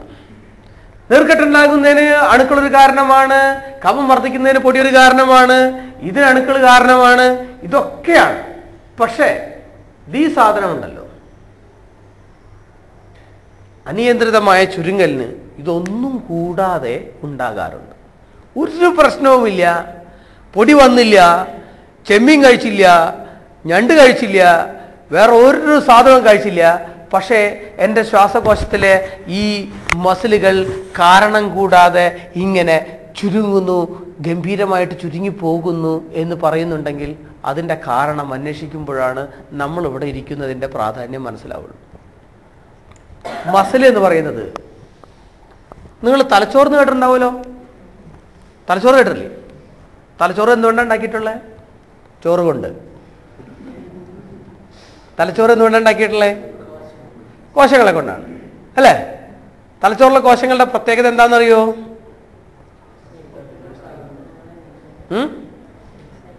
തലച്ചോറിലെ കോശങ്ങൾ നാഡീകോശങ്ങൾ എന്നാണ് വിളിക്കുക. കണ്ടു കഴിഞ്ഞാൽ നൂല് പോലെ ഇരിക്കും. അല്ലെങ്കിൽ മൈക്രോസ്കോപ്പിലൂടെ നോക്കുകയാണെന്നുണ്ടെങ്കിൽ ഇങ്ങനൊരു സാധനമാണ്. ഓക്കെ. തലച്ചോറിന്റെ പ്രത്യേകത എന്ന് പറയുന്നത്, തലച്ചോറാണ് നമ്മുടെ കേന്ദ്ര ഗവൺമെന്റ്. മൂപ്പരാണ് എല്ലാ കാര്യങ്ങളും നമ്മുടെ തീരുമാനിക്കുന്നതിൽ പ്രധാന പങ്ക് വഹിക്കുന്നത് തലച്ചോറ് തന്നെയാണ്. യാതൊരു സംശയവും വേണ്ട. നിങ്ങൾ എപ്പോൾ ചിരിക്കണം, എപ്പോൾ ചിരിക്കണ്ട, എപ്പോൾ ഓടണം, എപ്പോൾ ഓടണ്ട തുടങ്ങിയായിട്ടുള്ള എല്ലാ കാര്യങ്ങളും നിയന്ത്രിക്കുന്നത് ഈ തരത്തിലുള്ള കോശങ്ങളാണ്. നമ്മുടെ പ്രവൃത്തികളൊന്ന് ആലോചിച്ച് നോക്കിയേ. ചിരിയുന്നു, കരയുന്നു, ഭക്ഷണം കഴിക്കുന്നു, ഓടുന്നു, ചാടുന്നു, സന്തോഷിക്കുന്നു, അല്ലേ, കിടന്നുറങ്ങുന്നു തുടങ്ങിയിട്ടുള്ള എല്ലാ പ്രവൃത്തികളും 2 സാധനങ്ങളെ കൊണ്ടാണ് ഉണ്ടാക്കിയിട്ടുള്ളത്. എല്ലാ പ്രവൃത്തികളും നടക്കുന്നത്, ഞാനിപ്പോൾ ഇങ്ങനെ ചിരിച്ചില്ലേ, ഇങ്ങനെ ചിരിച്ചു കഴിഞ്ഞാൽ എൻ്റെ ഇവിടെ എന്തുണ്ടായേ, ഈ ഭാഗത്ത് ഈ മസിൽസുകളൊക്കെ എന്തുണ്ടായി, ഇങ്ങോട്ട് വലിഞ്ഞു, ഇതിങ്ങോട്ട് വലിഞ്ഞു, ഇതിങ്ങോട്ടായി, അല്ലേ? അപ്പോഴാണ് ചിരി എന്ന് പറയുന്ന സാധനം. ഇത് തന്നെ ടെറ്റനസിൽ വന്നു കഴിഞ്ഞാൽ ഇങ്ങനെ ഇരിക്കും. അപ്പോൾ ഞങ്ങൾ അതിനെ വിളിക്കും റിസസ് സാർഡോണിക്കസ് എന്ന് വിളിക്കും. ടെറ്റനസിൻ്റെ ഒരു പ്രത്യേക അവസ്ഥയാണ്. കണ്ടു കഴിഞ്ഞാൽ ഇത് തുറക്കാൻ പറ്റൂല. ഇപ്പോൾ മനസ്സിലാവുന്നുണ്ട്? ഇപ്പം മസിലുകളാണ് എൻ്റെ ചിരിയെ ഉണ്ടാക്കിയത്, അല്ലേ? കരച്ചിലോ, കണ്ണുനീർ ഗ്രന്ഥികളും. പിന്നെ കരയുമ്പോൾ നമ്മുടെ നല്ല സുന്ദരമായ മുഖമാണോ? അല്ലല്ലോ, അത് സീരിയലിൽ മാത്രമേ ഉണ്ടാവുള്ളൂ. മുഖമൊട്ട് സുന്ദരമാവുകയും വേണം, കണ്ണീന്നൊട്ട് ഒഴുകുകയും വേണം. മുഖം വികൃതായ പിന്നെ സീരിയലിൽ കയറ്റൂല, അല്ലേ? നോർമൽ ഒരു മനുഷ്യൻ കരയുമ്പോൾ വികൃതമായ മുഖമായിരിക്കും, അല്ലേ? അപ്പോഴും മസിലും പിന്നെന്താണ്, ഗ്രന്ഥികളുമാണ്. നമ്മൾ ഓടുന്നു എന്ന് പറഞ്ഞു കഴിഞ്ഞാലോ, നമ്മളിങ്ങനെ നടന്നു പോകുന്നു, പാല് മേടിക്കാൻ പോവാണ്, വഴിയിലൊരു പട്ടിനെ കണ്ടു, ശരിയായി, പട്ടി എന്നെ നോക്കുന്നു, ഞാൻ പട്ടിയെ നോക്കുന്നു. കുറച്ചു നേരം കഴിയുമ്പോഴേക്കും എൻ്റെ ഹൃദയം വെടിപ്പ് കൂട്ടുന്നു, അല്ലേ? കുറച്ച് കഴിയുമ്പോഴേക്കും ഞാൻ വേർക്കാൻ തുടങ്ങുന്നു. വേർപ്പ് ഗ്രന്ഥികൾ പ്രവർത്തിക്കുന്നു, അല്ലേ? ഗ്രന്ഥികൾ പ്രവർത്തിക്കുന്നു. അത് കഴിഞ്ഞ് പട്ടി ഒരു സ്റ്റെപ്പ് വെച്ചാൽ ഞാൻ ഒരു സ്റ്റെപ്പ് ബാക്കിലേക്ക് വെക്കുന്നു. അത് കഴിഞ്ഞ് പട്ടി ഒന്ന് തുനിഞ്ഞു കഴിഞ്ഞാൽ ഞാൻ ഓടുന്നു. ഓട്ടം എന്ന് പറയുന്നത് എൻ്റെ കാലിലുള്ള മസിലുകളുടെ ചുരുക്കവും നിവരലുമാണ്. അപ്പോൾ അവിടെയും 2 ആളുകളാണ് പ്രവർത്തിക്കുന്നത്, മസിലുകളും ഗ്രന്ഥികളും. നിങ്ങൾ ചിരിക്കുന്നു, ശബ്ദമുണ്ടാക്കുന്നത് എവിടെ നിന്നാണ്? മസിലുകളുടെ പ്രവർത്തനം കൊണ്ടാണ്. അത് കഴിഞ്ഞ് ചിരിക്കുമ്പോൾ നമ്മളുടെയൊക്കെ മുഖം വിടരുന്നത് മസിലുകളുടെ പ്രവർത്തനം കൊണ്ടാണ്, അല്ലേ? നമ്മൾ തലചൊറിയുന്നു, ചിരിക്കുന്നു, കിടന്നുറങ്ങുന്നു തുടങ്ങിയുള്ള എല്ലാ പ്രവൃത്തികളും നിയന്ത്രിക്കുന്നത് 2 നിയന്ത്രിക്കുന്നത് തലച്ചോറാണ്. പക്ഷെ അത് പ്രവർത്തിപ്പിക്കുന്നത് 2 അവയവങ്ങളെ കൊണ്ടാണ്. ഒന്ന് എന്താണ്? മസിലുകളാണ്. 2 ഗ്രന്ഥികളാണ്. ഞാൻ നേരത്തെ പറഞ്ഞ 3 സാധനങ്ങൾ നോക്കുക. നമ്മുടെ ശ്വാസകോശത്തിലുള്ള മസിലുകളുടെ അനിയന്ത്രിതമായ ചുരുക്കം, അവിടെയുള്ള ഗ്രന്ഥികളിൽ നിന്ന് ഒരുപാട് കഫം വരുന്നത് ഇങ്ങനത്തെ ഒരു റിയാക്ഷനാണ്. ആരാണ് തീരുമാനിച്ചത്? തലച്ചോറാണ്. ഈ തലച്ചോറ് തീരുമാനിച്ചതിനുള്ള കാരണങ്ങൾ നമ്മൾ നേരത്തെ പറഞ്ഞു. പൊടി വരുന്നു, ഭക്ഷണം കഴിക്കുന്നു തുടങ്ങിയുള്ള സാധനങ്ങൾ പറഞ്ഞു. അതുകൂടാതെ തലച്ചോറിന് വേറെയും പണിയുണ്ട്. ആ പണി കൊണ്ടും ഇത് സംഭവിക്കും. ആ പണി എന്താണെന്നറിയോ? ഉദാഹരണത്തിന് നമ്മൾ ചില സിനിമകളിൽ കണ്ടിട്ടില്ലേ, പെട്ടെന്ന് തന്നെ മകൻ എടുത്തടിച്ച വഴിക്ക് അച്ഛനോട് കയർത്ത് സംസാരിക്കുന്നു, ഇറങ്ങിപ്പോകുന്നു. ഉടനടി അച്ഛന് ശ്വാസം മുട്ട് വരുന്നു. എന്തുണ്ടാകുന്നു? വേഗം ആ സാധനം എടുക്കൂ, പിടിക്കുന്നു, വലിക്കുന്നു, അല്ലെങ്കിൽ ICUലാക്കുന്നു. ഇവിടെ എന്താ സംഭവിച്ചത്? ഇവിടെ ടെൻഷനാണ് ആർക്ക് കാരണമായത്? അനിയന്ത്രിതമായ മസിൽ ചുരുക്കത്തിനും അനിയന്ത്രിതമായ കഫം വർധനവിനും കാരണമായത് എന്താണ്? ടെൻഷനാണ്. അപ്പൊ ചുരുക്കം പറഞ്ഞ പൊടി മാത്രം വിചാരിച്ച പോരാ.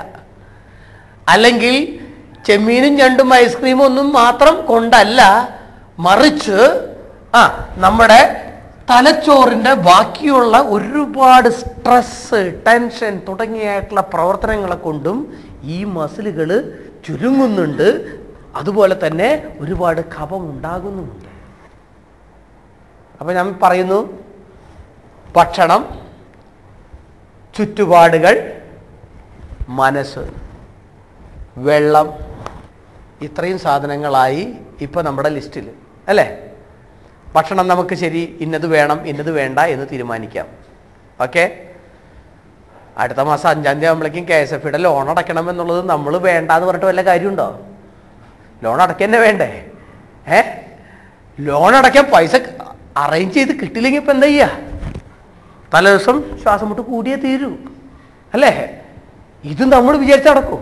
ഇല്ല. ഇതാണ് ഞാൻ പറഞ്ഞ ജീവിതശൈലി നമ്മളെ ഒരുപാട് ടെൻഷൻ ഉണ്ടാക്കുകയും ഈ ടെൻഷൻ എന്ന് പറയുന്ന സാധനം നമുക്ക് നേരെ ശ്വാസകോശത്തിലെ ഗ്രന്ഥികളിലും മസിലുകളിലും പ്രവർത്തിച്ചുകൊണ്ട് ശ്വാസം മുട്ടുണ്ടാക്കാൻ. ഇതിനെന്താ വഴി?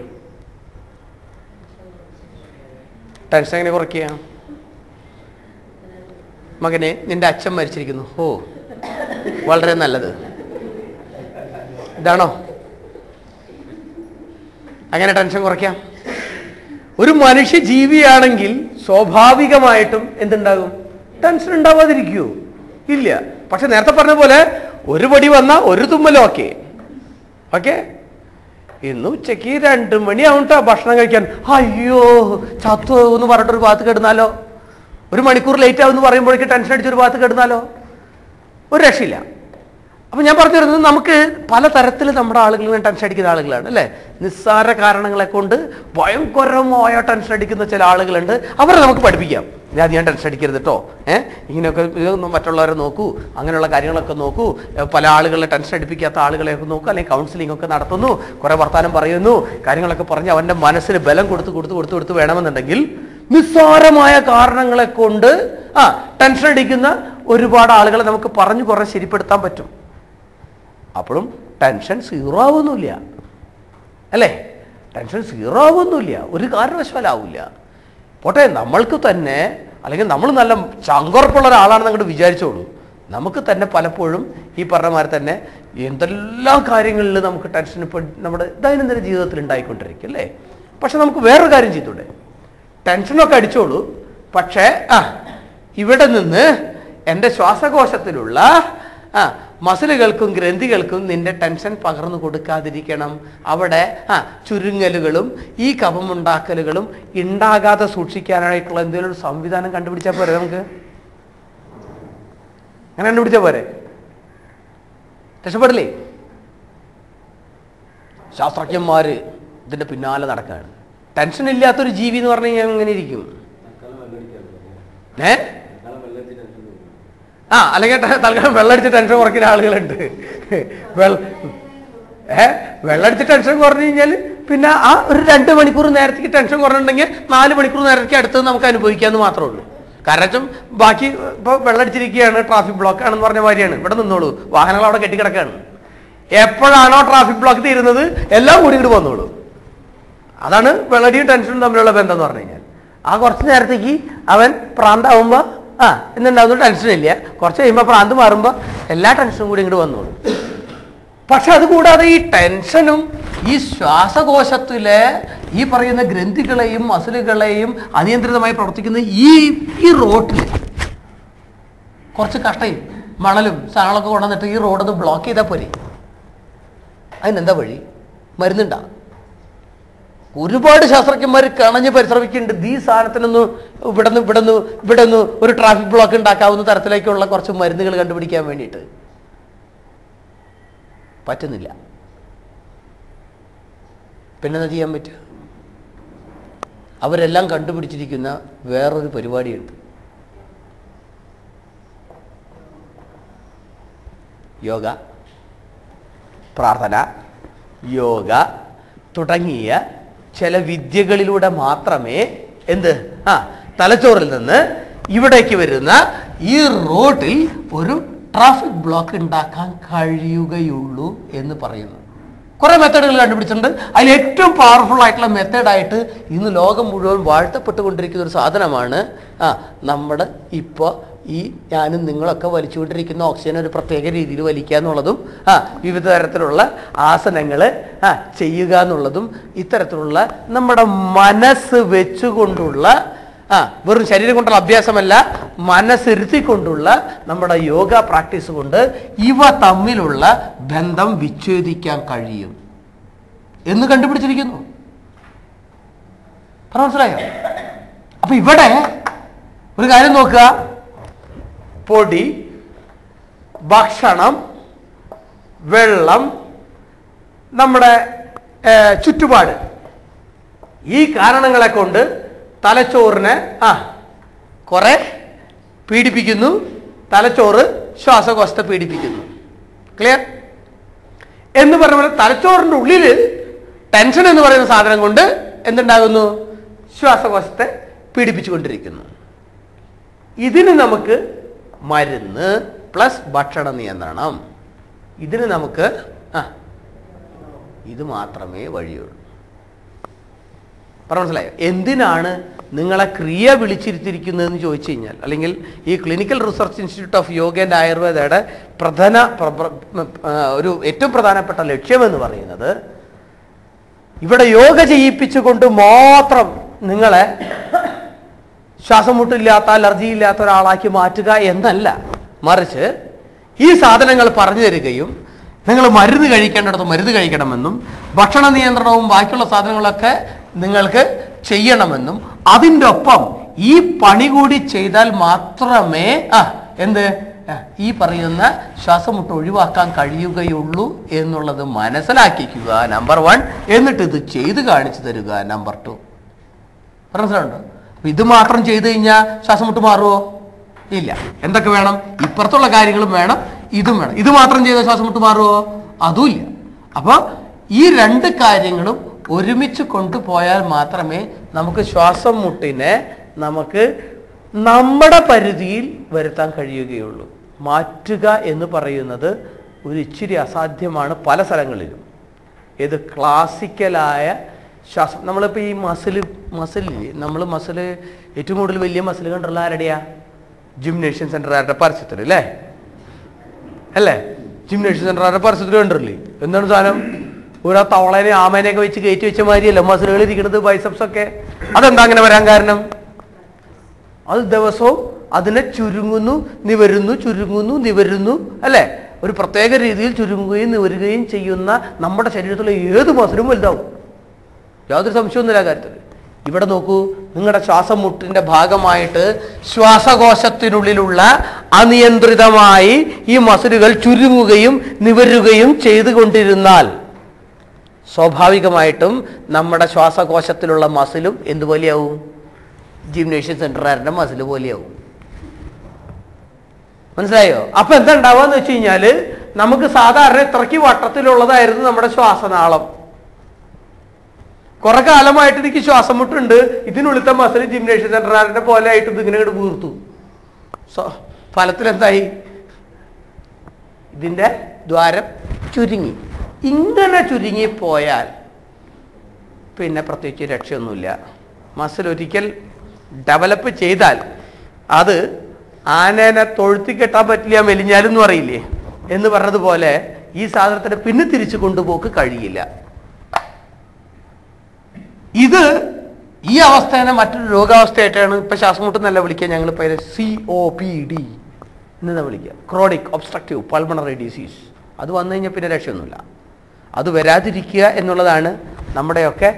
ഇപ്പം എൻ്റെ മുമ്പിലിരിക്കുന്ന ആളുകൾക്കൊന്നും COPD ഉണ്ടെന്ന് എനിക്ക് തോന്നുന്നില്ല. കാരണം വെച്ചാൽ COPD ഉണ്ടെങ്കിൽ നമുക്ക് കുറേയൊക്കെ കണ്ടാൽ തന്നെ കുറേ മനസ്സിലാക്കാം. മനസ്സിലായല്ലോ? ഇതിലെന്തെങ്കിലും സംശയം ഉണ്ടോ? ഇല്ല. ഇതൊരിക്കൽ വന്നാൽ തിരിച്ചു പോക്കില്ല. അതിൻ്റെ പേരിലാണ് ശ്വാസം മുട്ട് 100% മാറില്ല എന്ന് പറഞ്ഞതിൻ്റെ ഒരു കാരണം ഇതാണ്. ശ്വാസം മുട്ട് കംപ്ലീറ്റ് ആയിട്ട് മാറ്റിക്കഴിഞ്ഞാൽ നോബൽ സമ്മാനം കിട്ടും. നിരന്തരമായി ജോലി ചെയ്താൽ ഈ അവസ്ഥയിലേക്ക് വരാതിരിക്കുക വേണ്ടത്. വരാതിരിക്കാൻ കഴിയും. ഈ ഒരു അവസ്ഥയിലേക്ക് വരാതിരിക്കാൻ ഒട്ടനവധി മാർഗങ്ങളുണ്ട്. ഞാൻ നേരത്തെ പറഞ്ഞ പോലെ ഭക്ഷണ നിയന്ത്രണങ്ങളും ജീവിത സാഹചര്യങ്ങളിൽ വരുത്തുന്ന മാറ്റങ്ങളും യോഗ തുടങ്ങിയായിട്ടുള്ള ചില സാധനങ്ങൾ ചെയ്യലും ഒക്കെ ചെയ്യുകയാണെങ്കിൽ ഈ ഒരു അവസ്ഥയിലേക്ക് വരാതെ നമുക്ക് ഇതിലേക്ക് വന്നു കഴിഞ്ഞാൽ പിന്നെ പണി കിട്ടും. ഇതിലേക്ക് എളുപ്പം എത്താനുള്ള മാർഗ്ഗങ്ങൾ ഇഷ്ടം പോലെ ഉണ്ട്. ദിവസം 10 പാക്കറ്റ് സിഗരറ്റൊക്കെ വലിച്ചാൽ മതി. നല്ലോണം സിഗരറ്റും ബീഡിയൊക്കെ വലിക്കുന്നു, അല്ലെങ്കിൽ വലിക്കുന്നവരുടെ വീട്ടിൽ ജീവിക്കുന്നു, സ്ഥിരമായിട്ട് ചെമ്മീൻ, ഞണ്ട്, കക്ക, അയില, തൈര് ദിവസാനങ്ങളെ കഴിച്ചുകൊണ്ടിരിക്കുന്നു, ഐസ്ക്രീം എൻ്റെ ഒരു ഹോബിയാണ് എങ്കിൽ നമുക്കിത് സാധാരണ 60 വയസ്സിലൊക്കെയാണ് എത്തണമെന്നുണ്ടെങ്കിൽ നമുക്കതൊരു 40-45 വയസ്സാകുമ്പോഴേക്കും അവിടെ വരെ എത്തിക്കാം. മനസ്സിലാവുണ്ടോ? സ്ഥിരമായിട്ട് ടെൻഷൻ അടിച്ചാലും മതി. ആകെപ്പാടൊരു കാര്യം മാത്രമേ ഉള്ളൂ. നോക്കൂ, അനിയന്ത്രിതമായിട്ടുള്ള ഈ മസിലുകളുടെ ചുരുക്കം എന്ന് പറയുന്നതിന് കാരണമായിട്ടുള്ളത് ഇത്തരം കാര്യങ്ങളുടെ കൂടെ ടെൻഷനും കൂടിയുണ്ട്. അത് പിന്നീട് ഏറ്റവും അവസാനം സ്ഥിരമായി ജിംനേഷ്യം സെൻ്ററുകാരുടെ മസിൽ പോലെയുള്ള മസിലുകളായിട്ട് മാറിക്കഴിഞ്ഞാൽ പിന്നെ പ്രത്യേകിച്ച് രക്ഷയൊന്നുമില്ല. ക്ലിയർ? ഇതിലെന്തെങ്കിലും സംശയം ഉണ്ടെങ്കിൽ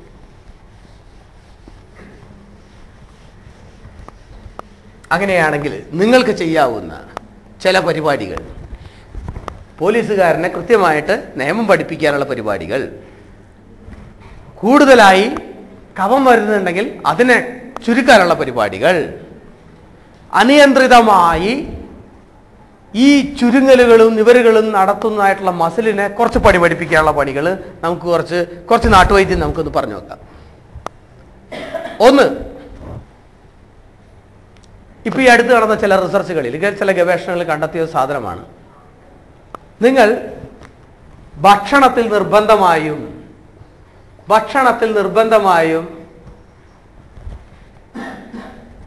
അളവിന്റെ പരമാവധി മഞ്ഞൾ പൊടി ഉപയോഗിക്കുക. ഒന്നാമത്തെ കാര്യം, മഞ്ഞൾ പൊടിക്കൊരു സവിശേഷതയുണ്ട്. കൂടുതൽ കഴിക്കാൻ പാടില്ല. അതാണ് ഞാൻ പറഞ്ഞ, ഭക്ഷണത്തിൽ നിങ്ങൾക്ക് അനുവദനീയമായതിൽ പരമാവധി എന്ന് പറഞ്ഞതിൻ്റെ കാര്യം. മഞ്ഞൾപ്പൊടി മാത്രമായിട്ടൊരു കറി വെച്ച് എങ്ങനെ ഉണ്ടാവും? ഒരു രക്ഷയില്ല അല്ലേ? നമുക്ക് മോരുകറി ഉണ്ടാക്കുമ്പോൾ എല്ലാ കറികളിലും നമുക്ക് ഇത്തിരി മഞ്ഞൾപ്പൊടി ഇടാൻ പറയാം അല്ലേ? മഞ്ഞൾപ്പൊടി ഇടാവുന്നതിന് പരമാവധി ഇടാം. മനസ്സിലാവുണ്ടോ? അത് എല്ലാവർക്കും നന്നല്ല. ഞാൻ പൊതുവിൽ ഇരുന്ന് പറയുമ്പോൾ അതിന് നന്നാവില്ല, ചിലവർക്കൊക്കെ അത് നന്നാവും. അപ്പോൾ ഭക്ഷണത്തിൽ പരമാവധി മഞ്ഞൾപ്പൊടി ഉപയോഗിക്കുക എന്ന് പറയുന്നത്, ഞാൻ നേരത്തെ പറഞ്ഞ മാതിരി, ഒരാള് ഒരു പൊടി വന്നാൽ 100 തുമ്മലാണ് ഉണ്ടാകുന്നതെങ്കിൽ ആ മെസ്സേജ് കൊടുക്കുന്ന സിസ്റ്റത്തിൽ വരുന്ന തകരാറ് കുറെ കറക്റ്റ് ചെയ്യാൻ പറ്റുമെന്ന് പുതിയ ഗവേഷണങ്ങൾ പറയുന്നു. മഞ്ഞൾപ്പൊടി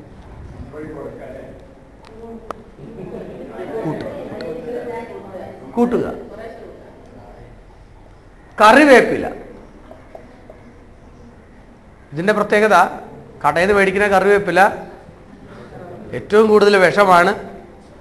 മറിച്ച് നമ്മുടെ വീടുകളിൽ ഉണ്ടാകുന്ന കറിവേപ്പിലയാണെങ്കിൽ നിർബന്ധമായും ഇതിൻ്റെ അളവ് കൂട്ടുക. ഇതിട്ട് തിളപ്പിച്ച വെള്ളം സ്ഥിരമായി കുടിക്കാൻ നോക്കുക. കുടിവെള്ളം, എല്ലാ ആസ്മ രോഗികളും അലർജിക്കാരും കുടിവെള്ളം എപ്പോഴും ഏതെങ്കിലും ഒരു സാധനം ഇട്ട് തിളപ്പിച്ചതായിരിക്കണം. അത് പതിമുഖവും കരിങ്ങാലിയുമല്ല നല്ലത്. അതൊരിക്കലും നല്ലതല്ല. അല്ലെങ്കിൽ ദാഹശമനി എന്ന് പറഞ്ഞിട്ട് നമ്മൾക്ക് മേടിക്കാൻ കിട്ടുന്ന സാധനങ്ങൾ മുഴുവൻ തണവുള്ളതാണ്. ദാഹം ശമിക്കാനുള്ളതല്ലേ? ജീരകം കുഴപ്പമില്ല.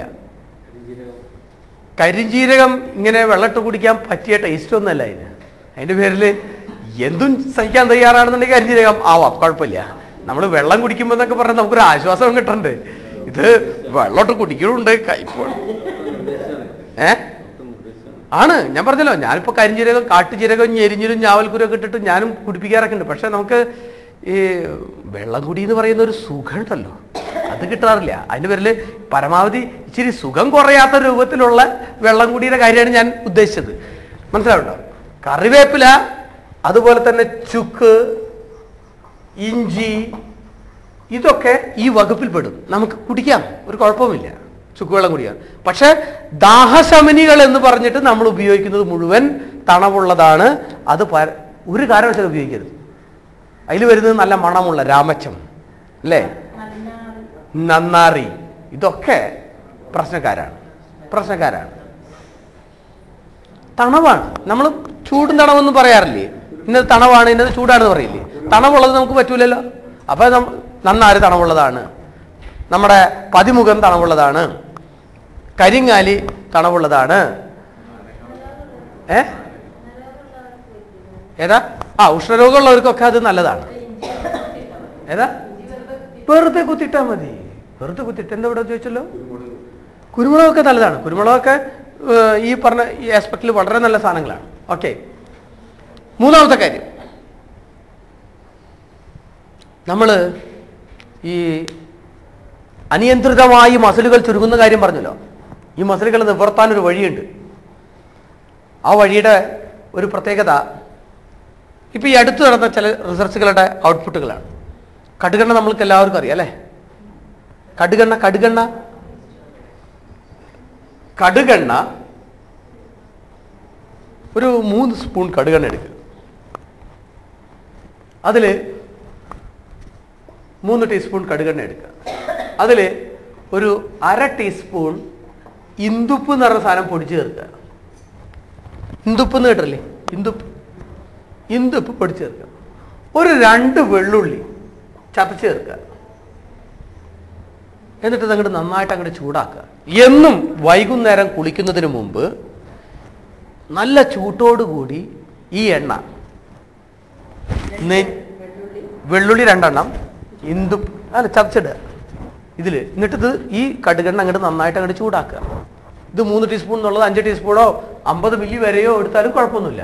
നമുക്ക് ആവശ്യത്തിനുള്ള അത്രയ്ക്ക് എടുക്കുക. 2 വെളുത്തുള്ളി എന്താ എല്ലാം കൂടി ചേർത്ത് അങ്ങോട്ട് ചൂടാക്കുക. ചൂടാക്കിയിട്ട് പരമാവധി ചൂട്ടോട് കൂടിയിട്ട് നമ്മുടെ ലങ്സിന്റെ ഏരിയ എന്ന് പറഞ്ഞു കഴിഞ്ഞാൽ ഏതാണെന്ന് അറിയോ? ഇങ്ങോട്ട് വാ. ഒരു മനുഷ്യന്റെ ലങ്സിന്റെ ഏരിയ ഏതാന്നുള്ളത് നമുക്ക് അറിഞ്ഞിരിക്കണം. കാരണം ലങ്സിന്റെ ഏരിയയിൽ പുരട്ടുക എന്ന് പറഞ്ഞിട്ട് വയറ്റത്ത് പുരട്ടിയിട്ട് കാര്യമില്ല. ലങ്സ് എവിടെ ഇരിക്കണമെന്ന് വെച്ച് കഴിഞ്ഞാൽ നമ്മളിവിടുത്തെ ഒരു തോളല് കണ്ടിട്ടില്ലേ? ഇങ്ങനത്തെ ഈ തോളല്, ഇതിന്റെ മുകളിൽ നിന്ന് തുടങ്ങും ലങ്സ്. ഇവിടെ നിന്ന് തുടങ്ങുന്നു, താഴത്തേക്ക് വന്നു കഴിഞ്ഞാൽ ഇവിടെ ഒരു കുഴി കണ്ടിട്ടില്ലേ? ഈ കുഴിയിൽ നിന്ന് വാരിയല് ഇതിങ്ങനെയാണ് പോകുന്നത് അല്ലേ? ഇതാണ് ലങ്സിന്റെ ഏരിയ എന്ന് പറഞ്ഞാൽ ഈ കുഴിയുടെ അവിടെ തൊട്ട് വാരിയലിന്റെ അവിടെ ഇങ്ങനെ വരുന്നു. അത് കഴിഞ്ഞ് കഴിഞ്ഞാൽ ഈ കഷത്തിന്റെ അവിടെ നിന്ന് ഇവിടം വരെ മുഴുവൻ. അത് കഴിഞ്ഞാൽ തിരിഞ്ഞു നിന്ന് കഴിഞ്ഞാൽ ഇതിന് നേരെ പുറത്ത് ഇത്രയും വരെയും ഈ സാധനമാണ്. ഇത്രയും സ്ഥലത്ത് ഇത് ചൂടാക്കി നന്നായിട്ട് പുരട്ടിയതിന് ശേഷം പുറവും ഫ്രണ്ടും ഈ സൈഡും നന്നായിട്ട് പുരട്ടിയതിന് ശേഷം തിളച്ച വെള്ളത്തിൽ തുണി മുക്കിയിട്ട് നമ്മുടെ ജഗതിക്കൊക്കെ ഇടിയിട്ട് കഴിഞ്ഞ പിറ്റേന്ന് ദിവസത്തെ സീൻ കണ്ടിട്ടില്ലേ? സിനിമയിൽ ഒരു ഇടിയിട്ട് കഴിഞ്ഞ പിറ്റേന്ന് ദിവസത്തെ സീൻ എന്താ?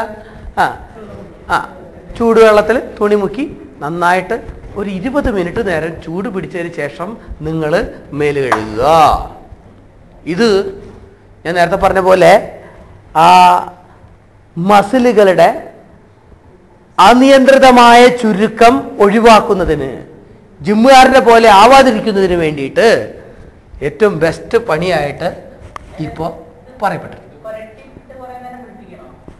20 മിനിറ്റ് നേരം പുരട്ടി കഴിഞ്ഞതിന് ശേഷം ചൂട് പിടിപ്പിക്കുക. നിങ്ങൾക്ക് മിക്കവാറും ഒരു ദിവസത്തിൽ 2 തവണ ഇൻഹേലർ അടിച്ചുകൊണ്ടിരിക്കുന്ന ആളുകൾക്കൊക്കെ അത് പിന്നെ 1 തവണയാക്കാനും അല്ലെങ്കിൽ 2 ദിവസം കൂടുമ്പോൾ 1 തവണയാക്കാനും ഇതുകൊണ്ട് മാത്രം പറ്റും. ഇതുകൊണ്ട് മാത്രം നിങ്ങൾക്ക് പറ്റും. ഏതാ? ഇല്ല, ഇത് ശ്വാസം മുട്ടുള്ളവർ ചെയ്യേണ്ടവരാണെന്നാണ് ഞാൻ പറയുന്നത്. പറഞ്ഞുതരാം. ചുരുങ്ങാതിരിക്കാനുള്ള സാധനം.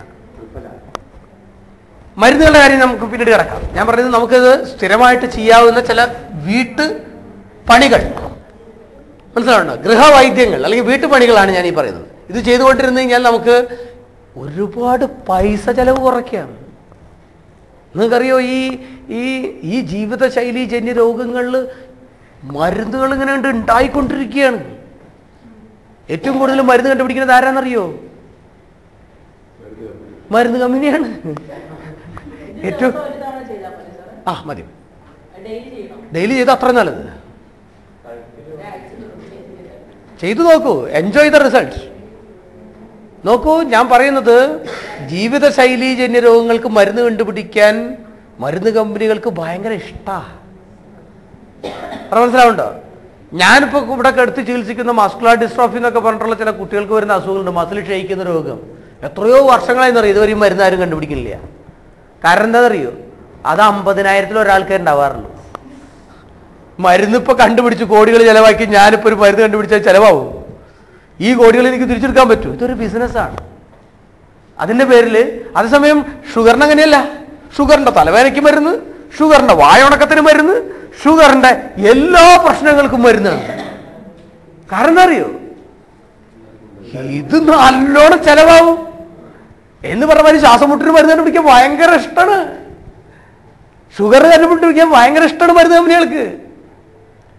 പ്രഷറിന് മരുന്ന് കണ്ടുപിടിക്കാൻ മരുന്ന് കമ്പനികൾക്ക് എന്തൊരു താല്പര്യമാണെന്ന് അറിയൂ. കാരണം ഇത് ഇഷ്ടം പോലെ ചെലവാകും. ഞാൻ സ്ഥിരമായിട്ട് പറയാറുള്ളത് എന്താ വെച്ച് കഴിഞ്ഞാൽ, ഇന്ത്യ പോലെയുള്ള രാജ്യങ്ങളിൽ 40 വയസ്സാകുമ്പോഴേക്കും ഷുഗർ, കൊളസ്ട്രോള്, ഈ പ്രഷർ ഇത് വന്നാലാണ് ആളാവുക എന്നുള്ളതിനേക്കാൾ ഉപരിയായിട്ട് കമ്പനികൾക്ക് ഇഷ്ടം. നിങ്ങൾക്ക് ഷുഗർ വന്നു കഴിഞ്ഞാൽ ഏറ്റവും ആദ്യം കൈകൊട്ടിച്ചിരിക്കുന്നത് അമേരിക്കയിൽ ഇരിക്കുന്ന ഒരു സായിപ്പായിരിക്കും. കാരണം എന്താ അറിയോ? ഹായ്, രക്ഷപ്പെട്ടു, അടുത്തൊരു 40 വർഷത്തേക്ക് എനിക്ക് ദിവസം 50 ഉറുപ്പിക വെച്ച് തരാം ഒരാളായി. അവരല്ലേ നമ്മൾ പൈസ കൊടുക്കുന്നത് മുഴുവൻ. അപ്പം നിങ്ങൾക്കൊരു ശ്വാസം മുട്ട് വന്നാൽ, നിങ്ങൾക്കൊരു ഷുഗർ വന്നാൽ, നിങ്ങൾക്കൊരു കൊളസ്ട്രോൾ വന്നു കഴിഞ്ഞാൽ അതിൽ ഏറ്റവും കൂടുതൽ സന്തോഷിക്കുന്നത് ഒരു സായിപ്പാണ്. ആ സായിപ്പിനെ സംബന്ധിച്ചിടത്തോളം അടുത്തൊരു 40 വർഷത്തേക്കുള്ള ഒരു ഫിക്സഡ് ഡെപ്പോസിറ്റായി. അവൻ പരമാവധി നോക്കുക എന്താ, നിങ്ങൾ ജീവിച്ചിരിക്കണം എന്നേ പറയുള്ളൂ. അല്ലേ? നീ ചാവണമെന്ന് പറയൂ. എത്രയും പെട്ടെന്ന് ചത്തുപോയാൽ അവന്റെ FD പൊട്ടും. അപ്പൊ നീ പരമാവധി ജീവിച്ചിരിക്കണം, അതിന്റെ പേര് 90 വയസ്സ് വരെ ജീവിക്കട്ടെ, ആയുഷ്മാൻ ഭവ എന്ന് പറഞ്ഞിരിക്കും. മനസ്സിലാവുണ്ടോ? അങ്ങനെ പറഞ്ഞുകൊണ്ടിരുന്നാൽ മാത്രമേ മൂപ്പർക്ക് സ്ഥിരമായിട്ട് ഈ പൈസ അടവ് കിട്ടുള്ളൂ. അപ്പൊ അതിന്റെ പേരിൽ ജീവിതശൈലി ജന്യ രോഗങ്ങളുമായി ബന്ധപ്പെട്ടിട്ടാണ് ഇപ്പൊ ഭയങ്കരമായിട്ടുള്ള പൈസ ചെലവ് നമുക്ക് വരുന്നത്. നമ്മുടെ കുടുംബ ബജറ്റ് എടുത്ത് നോക്കി നോക്കുക നിങ്ങൾ. മരുന്നിന് എത്ര കാശ് ചെലവാക്കും? ആശുപത്രിയുടെ കാര്യം പറയണ്ടപ്പോ ചെന്ന കഴുത്തറക്കലാണ്. അപ്പൊ ഞാൻ പറഞ്ഞു തരുന്നത് ഇത് കുറയ്ക്കാൻ വേണ്ടിയിട്ടുള്ള ചില പണികൾ, ആ പൈസ ചെലവ് കുറയ്ക്കാൻ വേണ്ടിയിട്ടുള്ള ചില പണികളുടെ കാര്യമാണ് ഞാനിപ്പോൾ ഈ പറയുന്നത്. ഓക്കെ, കടുകെണ്ണ കാര്യം. ഇനി 4-മത്തത്, നിങ്ങൾ തൊട്ടടുത്തുള്ള ഡോക്ടറോട് പറഞ്ഞിട്ട് ഒരൊറ്റൊരു കാര്യം പറഞ്ഞാൽ മതി, എനിക്ക് ഇടയ്ക്കിടയ്ക്ക് വയറിളക്കണം എന്ന് തോന്നുമ്പോൾ കഴിക്കാവുന്ന തരത്തിലേക്കുള്ള എന്തെങ്കിലും ഒരു മരുന്ന് പറഞ്ഞുതരാൻ മതി. ആയുർവേദ ഡോക്ടർമാരായി പറയണം. അത് ഓരോരുത്തർക്കും ഒരേ രീതിയിലാണ് നമ്മൾ പറയാറ്. അതിപ്പോൾ ജനറലൈസ് ചെയ്ത് എല്ലാവർക്കും ഒരേയൊന്നും പറയാൻ പറ്റില്ല. മാസത്തിൽ ഒരു തവണ നിങ്ങളൊന്ന് വയറിളക്കുക. മാസത്തിൽ ഒരു തവണ വയറിളക്കുക. പറഞ്ഞ മനസ്സിലാവുണ്ടോ? ഇത് നിങ്ങളുടെ ഒരുപാട് പ്രശ്നങ്ങൾക്ക് പരിഹാരമാണ്, യാതൊരു സംശയവും വേണ്ട. ശ്വാസം മുട്ടും അലർജിയുമായി ബന്ധപ്പെട്ട ഒരുപാട് ഈ വയറിളക്കല് ഒരുപാട് പ്രായം ചെന്ന ആളുകളെ പിടിച്ചിട്ട് വയറിളക്കേണ്ട. അത്യാവശ്യം അവിടേക്ക് പോകാനുള്ള ആരോഗ്യമെങ്കിലും ഉള്ള ആളുകൾക്ക് മാത്രമേ ഇത് ചെയ്തിട്ട് കാര്യമുള്ളൂ. അല്ലാത്തവർക്ക് ICU ആവും, വെറുതെ വേണ്ട. അതുകൊണ്ടാണ് ഞാൻ പറഞ്ഞത്, നിങ്ങൾ നിർബന്ധമായും തൊട്ടടുത്തുള്ള ഒരു ഡോക്ടറെ, ഒരു ആയുർവേദ ഡോക്ടറെ പോയി ചെന്ന് കണ്ടിട്ട്, ഞാൻ പറഞ്ഞല്ലോ നിങ്ങൾക്ക് പറയേണ്ട മരുന്നായിരിക്കില്ലേ ഇദ്ദേഹത്തിന് പറയേണ്ടി വരിക. അതിന് കുറച്ച് പരിശോധനകൾ ആവശ്യമുണ്ട്. അല്ലെങ്കിൽ ഇവിടുന്ന് മെഡിക്കൽ ക്യാമ്പിന്റെ സമയത്ത് ഇവിടുന്ന് നിങ്ങളെ പരിശോധിച്ചോ ഇനി ഒരു പരിശോധന ഉണ്ടാവും, അവസാനം ഒരു പരിശോധന ഉണ്ടാവും മിക്കവാറും. ആ സമയത്ത് നിങ്ങൾ ഇതൊന്ന് ഓർമ്മപ്പെടുത്തി ആ ഡോക്ടറോട് പറഞ്ഞാൽ മതി, അവർ പറഞ്ഞുതരും, അവസാനം എഴുതി തരും കേട്ടോ. പക്ഷേ ഓരോരുത്തരുടെ വയറെങ്ങനെയുണ്ട് തുടങ്ങിയുള്ള കുറച്ച് പരിശോധന ചെയ്തതിന് ശേഷം മാത്രമേ ഇത് കണ്ടുപിടിക്കാൻ കഴിയുള്ളൂ. അതിൻ്റെ പേരിലാണ് എല്ലാവർക്കും വയറിളക്കാൻ ഒരേ മരുന്ന് പറ്റൂല, അതിൻ്റെ പേരിലാണ്. ഓക്കെ, ഇത് ഇത്രയും സാധനങ്ങൾ, ഈ 4 നിയമങ്ങൾ നിങ്ങൾ മനസ്സിൽ വെക്കാന്നുണ്ടെങ്കിൽ നിങ്ങളുടെ മെഡിക്കൽ ഷോപ്പിൻ്റെ ബില്ല് 50% കുറയും, ഉറപ്പാണ്. ഇനി ഇത് കഴിഞ്ഞിട്ട് നിങ്ങൾ പറഞ്ഞ ചില ഒറ്റമൂലി പ്രയോഗങ്ങളും, ഞാൻ ഒറ്റമൂലിക്ക് എതിരാണ്, പക്ഷേ നമുക്ക് ഈ പറഞ്ഞതുപോലെ തന്നെ തിപ്പല്ലി, കുരുമുളക് എന്നൊക്കെ പറഞ്ഞിട്ട് ഓരോരുത്തർ പറയുന്ന കുറേ കാര്യങ്ങളൊക്കെ, ഇപ്പോൾ സാറ് പറഞ്ഞ ഇപ്പോൾ തിപ്പല്ലി ശ്വാസം മുട്ടൽ നല്ല തന്നെയാണ്, യാതൊരു സംശയമൊന്നും വേണ്ട. പക്ഷേ അത് ഉപയോഗിക്കുന്നതിന് ഒരുപാട് നിയമങ്ങളുണ്ട്. ആ നിയമങ്ങൾ അറിയാതെ ഉപയോഗിച്ചു കഴിഞ്ഞാൽ അത് വിരുദ്ധമായ ഫലങ്ങളാണ്. ഉദാഹരണത്തിന് തിപ്പല്ലി ദിവസം ഉപയോഗിക്കാൻ പാടില്ലാത്തൊരു മരുന്നാണ്, ഡെയിലി ഉപയോഗിക്കാൻ പാടില്ല എന്ന് പറയുന്ന പ്രധാനപ്പെട്ട മരുന്നുകളിലൊന്ന് തിപ്പല്ലിയാണ്. അപ്പോൾ ഇത് ആർക്കൊക്കെ എത്ര കാലം വരെയൊക്കെ ഉപയോഗിക്കുക എന്നുള്ളത് ഓരോരുത്തരുടെ ഈ പറഞ്ഞ പരിശോധനയ്ക്ക് ശേഷം മാത്രമേ പറയാൻ പറ്റുള്ളൂ. അതുകൊണ്ട് ഒറ്റമൂലികളായിട്ട് ശ്വാസം മുട്ടൽ ഉപയോഗിക്കാനായിട്ട് ഇത്തരത്തിലുള്ള മരുന്നുകൾ ഉപയോഗിക്കുമ്പോൾ വളരെയധികം ശ്രദ്ധിക്കണം. ഡോക്ടറോട് കൂടി അതിൻ്റെ അഭിപ്രായം ചോദിച്ചിട്ട് വേണം നിങ്ങളത് ചെയ്യാനായിട്ട്. ഇതന്നെ ഞാൻ പറഞ്ഞതിൻ്റെ അർത്ഥം. താലിസോത്രാജി ചൂർണം നല്ലതാണ്, പക്ഷേ ഉണ്ടെങ്കിൽ ഒരു നിങ്ങളെ പരിശോധിക്കുന്ന ഡോക്ടറുമായി കൺസൾട്ട് ചെയ്തതിന് ശേഷം മാത്രമേ അതിലൊരു അന്തിമ തീരുമാനം എടുക്കാൻ പാടുള്ളൂ. അങ്ങനെ വെറുതെ ഇരുന്ന് കഴിക്കുന്ന മരുന്നല്ല അതൊന്നും.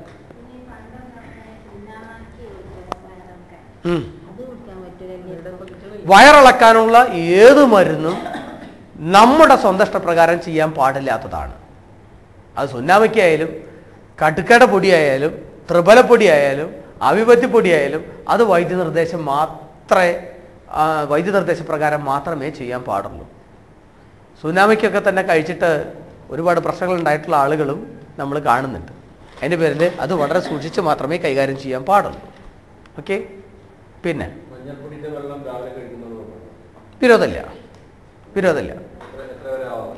മഞ്ഞൾപ്പൊടി ഉപയോഗിക്കുമ്പോൾ എപ്പോഴും അളവ് കുറവ് മാത്രമേ ഉപയോഗിക്കാൻ പാടുള്ളൂ. 1 പിഞ്ച്, ഒരു നുള്ളിൽ കൂടുതൽ വെള്ളത്തിലൊന്നും ഇടരുത്. മഞ്ഞൾപ്പൊടിയെ നമുക്ക് അങ്ങനെ അങ്ങോട്ട് ചെറിയൊരു നുള്ള്, 2 വിരലുകൊണ്ട് എടുക്കാവുന്ന നുള്ള്. നമുക്ക് അത്രയ്ക്ക് അങ്ങോട്ട് സ്വന്തം വീട്ടുകാരെ പോലെ വിശ്വസിക്കാവുന്ന ആളല്ല മഞ്ഞൾപ്പൊടി.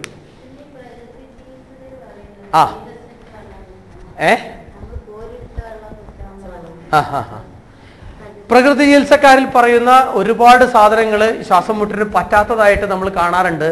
പ്രത്യേകിച്ച് ഈ പാചകം ചെയ്യാത്ത ഭക്ഷണം, ഈ പറഞ്ഞ ഒരു കോരിയെടുത്ത വെള്ളം, അതൊന്നും ഇതിന് സൂട്ടബിൾ ആയിട്ടുള്ളതല്ല. മറിച്ച് പ്രകൃതി ചികിത്സക്കാരുടെ തന്നെ ഉപവാസം വളരെ എഫക്റ്റീവാണ്, യാതൊരു സംശയമില്ല. കാരണം എന്ന് വെച്ച് കഴിഞ്ഞാൽ ഇവിടെ തന്നെ ഞാൻ ചെയ്യിക്കാറുണ്ട് ഒരുപാട് ആസ്മ രോഗികൾക്ക്, ഭയങ്കരമായിട്ടുള്ള ആസ്മ രോഗികൾക്ക് ഞാനവരോട് പറയുക, നിങ്ങൾ മരുന്ന് കഴിക്കുകയാണെന്നുണ്ടെങ്കിൽ നിങ്ങൾക്ക് ഒരു മാസത്തേക്ക് ഇത്ര രൂപ ചിലവും വരും, ഇത്ര കണ്ട ആശ്വാസം കിട്ടും. അതിനേക്കാൾ ഉപരിയായിട്ട് നിങ്ങളൊരു 6 ദിവസം അല്ലെങ്കിൽ ഒരു 7 ദിവസം ഞങ്ങളുടെ ആശുപത്രിയിൽ വന്ന് കിടക്കാൻ തയ്യാറാവുകയാണ് എങ്കിൽ വേറെ ഒരു മരുന്ന് ചിലവും ഇല്ല, വേറെ ഒന്നുമില്ല, നിങ്ങൾ അവിടെ വെറുതെ കിടന്നാൽ മതി. 7 ദിവസം കഴിയുമ്പോൾ നിങ്ങൾക്ക് പൊടി നെട്ടി പോവാം. നിങ്ങൾക്കൊരു 6 മാസത്തേക്ക് ഒരു മരുന്നുമില്ലാതെ മുന്നോട്ട് പോകാൻ പറ്റും. വീണ്ടും ചെയ്യേണ്ട വരാറുണ്ട്. ചിലർക്ക് വർഷത്തിലൊരിക്കൽ ചെയ്യേണ്ട വരാറുണ്ട്. അത് നമ്മൾക്ക് എത്ര കണ്ട് ഈ മസിലിന്റെ ചുരുക്കം, എത്ര കണ്ട് നമ്മുടെ കഫത്തിന്റെ ശ്രവണം ഉണ്ട് എന്നുള്ളതിനനുസരിച്ചിരിക്കും സാധനങ്ങൾ. പക്ഷെ ഇവിടെ ഒരുപാട് ഡോക്ടർമാർ, ഞാൻ മാത്രമൊന്നുമല്ല, ഇവിടെ ഒരുപാട് ഡോക്ടർമാർ ഈ ഉപവാസം കൊണ്ട് ഈ ശ്വാസം മുട്ടനെ ചികിത്സിക്കുന്ന ഒരുപാട് ആളുകളുണ്ട്. പറഞ്ഞ മനസ്സിലായോ? അത് നല്ല എഫക്റ്റീവാണ്. പ്രകൃതി ചികിത്സക്കാരുടെ ആ ഒരു സിദ്ധാന്തം ഇതിൽ വളരെ നല്ലതാണിത്. ആയുർവേദത്തിലും പറയുന്നുണ്ട്. 24 hours ഒന്നല്ല, 6 ദിവസത്തേക്ക് 7 ദിവസത്തേക്ക് ഞങ്ങളൊന്നും കഴിപ്പിക്കില്ല. വെള്ളം മാത്രം കുടിപ്പിക്കും. വെള്ളം കുടിപ്പിക്കും. വെള്ളം കുറച്ച് ഉപ്പൊക്കെ ഇട്ടിട്ടുള്ള വെള്ളം കുടിപ്പിക്കും. വേറെ 3 നേരം സിസ്റ്റർമാർ വന്ന് നിങ്ങളുടെ പൾസും BP നോക്കും. നിങ്ങൾ മരിക്കാൻ അനുവദിക്കില്ല.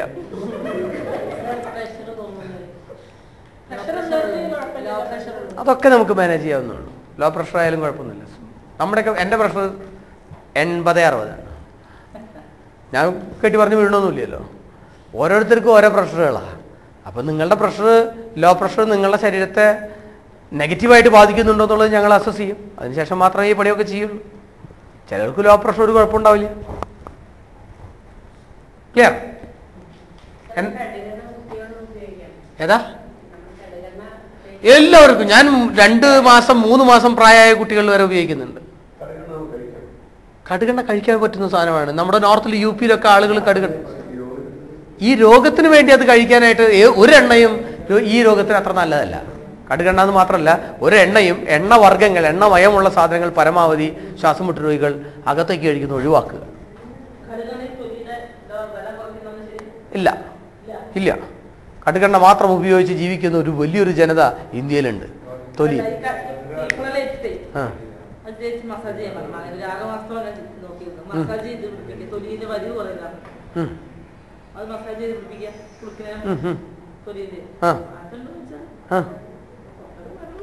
അങ്ങനെ ഒരു റെഫറൻസ് ഒന്നും നമ്മുടെ ആയുർവേദ സംഹിതകളിൽ ഞാൻ കണ്ടിട്ടില്ല. ഉണ്ടാവുമെന്ന് എനിക്കറിയില്ല. കടുകെണ്ണ ചൂടാണ്.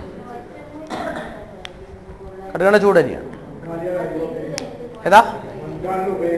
ബംഗാളില്, UP ആ ഏരിയയിൽ, ആ നോർത്ത് ഇന്ത്യൻ ആ സംസ്ഥാനങ്ങളിലൊക്കെ മുഴുവൻ കടുകെണ്ണയാണ് ഉപയോഗിക്കുന്നത്. ഏതാ? ഒന്നുമല്ല. അങ്ങനെ കാഴ്ചശക്തി കുറയ്ക്കുന്നതായിട്ടുള്ള സാധനങ്ങൾ ഒന്നും റിപ്പോർട്ട് ചെയ്യപ്പെട്ടിട്ടില്ല. ഓക്കെ. ഏതാ? തേൻ്റെ ഉപയോഗം. അത് വളരെ നല്ല പ്രസക്തമായ ചോദ്യമാണ്. ഇപ്പോൾ ഒരുപാട് തേൻ വെച്ചിട്ട് ഇപ്പോൾ പരസ്യങ്ങൾ വരാൻ തുടങ്ങിയിട്ടുണ്ട് അല്ലേ? രാവിലെ തൊട്ട് വൈകുന്നേരം വരെ TV തുറന്നു വെച്ചാൽ ഏറ്റവും കൂടുതലുള്ള വാക്ക് ആയുർവേദം എന്നാണ്. സംശയമൊന്നുമില്ല. കാരണം നമുക്ക് ആയുർവേദത്തിനൊക്കെ ഭയങ്കര ഇഷ്ടമാണ്. അത് നല്ലതാണ്. നമ്മുടെ സ്വന്തം പെങ്ങളെ പോലെയാണ് അല്ലേ? നമുക്ക് ഭയങ്കര ഇഷ്ടമാണ്. ഈ ഇഷ്ടത്തെ മുതലെടുക്കുന്ന ഒരുപാട് കമ്പനികളുണ്ട്. ലവണ തൈലെന്നും പറഞ്ഞിട്ടും മറ്റേ തൈലെന്നൊക്കെ പറഞ്ഞിട്ടും വയറ് കുറയ്ക്കാമെന്നും പറഞ്ഞിട്ടും നിങ്ങളുടെ ഏത് പ്രോബ്ലത്തിനും ആയുർവേദം എന്ന് പറയുകയാണ് ചെയ്യുന്നത്. ആയുർവേദ ചെരുപ്പ് ഇനി വരാനിരിക്കുന്നുണ്ട്, അതിട്ട് കഴിഞ്ഞാൽ മനുഷ്യൻ ഒരുപാട് കാലം ജീവിക്കും അത്രേ എന്ന് പറഞ്ഞൊരു പരസ്യം ചെയ്ത് കഴിഞ്ഞാൽ നമ്മളും വാങ്ങി പതുക്കെ നിന്ന് ഉപയോഗിച്ചു. ആരും കണ്ടിട്ട് ചീർപ്പ് വന്നിട്ടുണ്ട്. ആയുർവേദ ഗുഡ് നൈറ്റ് വരുന്നുണ്ട്, വേദ നൈറ്റ്. ഇങ്ങനെ പറഞ്ഞുകൊണ്ട് പാരച്യൂട്ട്, ആയുർവേദ പാരച്യൂട്ട് എന്ന് പറഞ്ഞപ്പോൾ അതിന്റെ ചെലവ് എന്താ? അതുവരെ പാരച്യൂട്ട് ഉണ്ടായിരുന്നതിന്റെ ഡബിളാണ്. അതിന്റെ പേരിൽ നിങ്ങൾ ആയുർവേദം എന്ന് കേൾക്കുമ്പോഴേക്കും ഓടിച്ചെന്ന് അതങ്ങോട്ട് എടുക്കുന്നതിന് മുമ്പ് ഇതുമാതിരി തന്നെ ഏതെങ്കിലും ഒരു ഡോക്ടറോട് ഒന്ന് അഭിപ്രായം ചോദിക്കുക.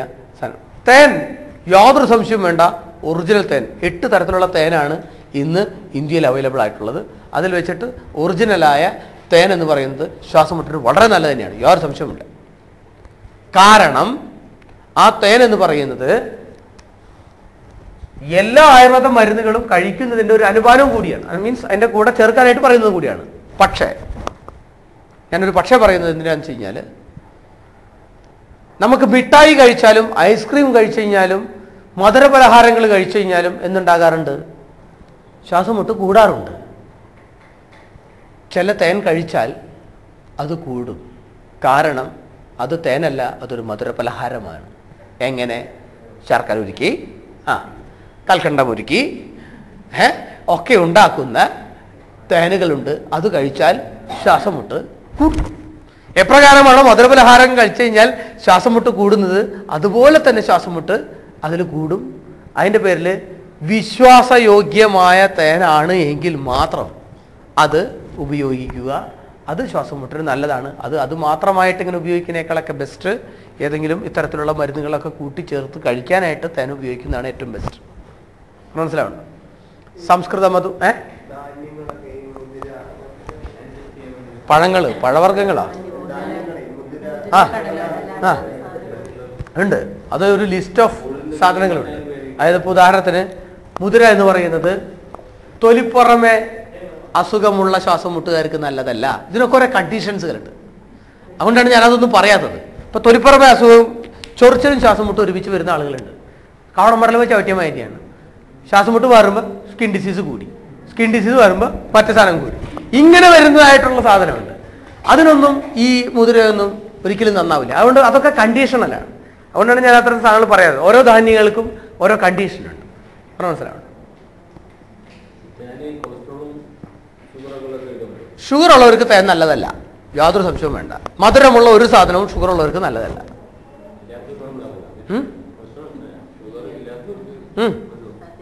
ഷുഗർ ഇല്ലാത്തവർക്ക് മരുന്ന് കഴിച്ചാൽ, മീൻസ് ഭക്ഷണം കഴിച്ചാൽ ഷുഗർ വരില്ല, അല്ലെങ്കിൽ മധുരമുള്ള കഴിച്ചു കഴിഞ്ഞാൽ ഷുഗർ വരില്ല.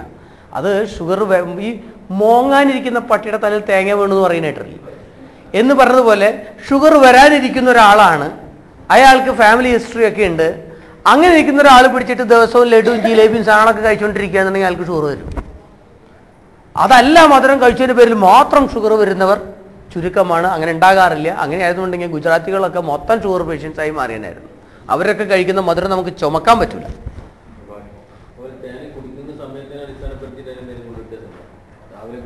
ഏതൊരു പാനീയവും പോലെ തന്നെ അങ്ങനെയില്ല. അത് തടി കുറയ്ക്കാനായിട്ട് ഉപയോഗിക്കുന്നത് എപ്പോഴും ഭക്ഷണത്തിന് മുമ്പ് കഴിക്കണം. അങ്ങനെയുള്ള ചില നിയമങ്ങളുണ്ടെന്ന് മാത്രമാണ് കേട്ടോ.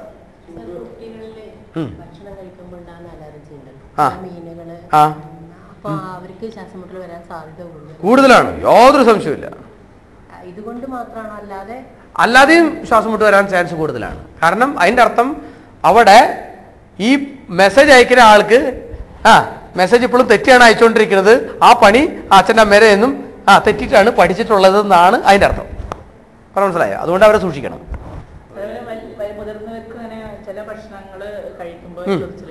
ഉണ്ടാകുന്നുണ്ട്. അവർക്കൊക്കെ ഇത് ശ്രദ്ധിക്കേണ്ടതാണ്. അവർക്കൊക്കെ ഈ ശ്വാസം മുട്ടിനുള്ള ചാൻസ് ഉണ്ട്. അതെ.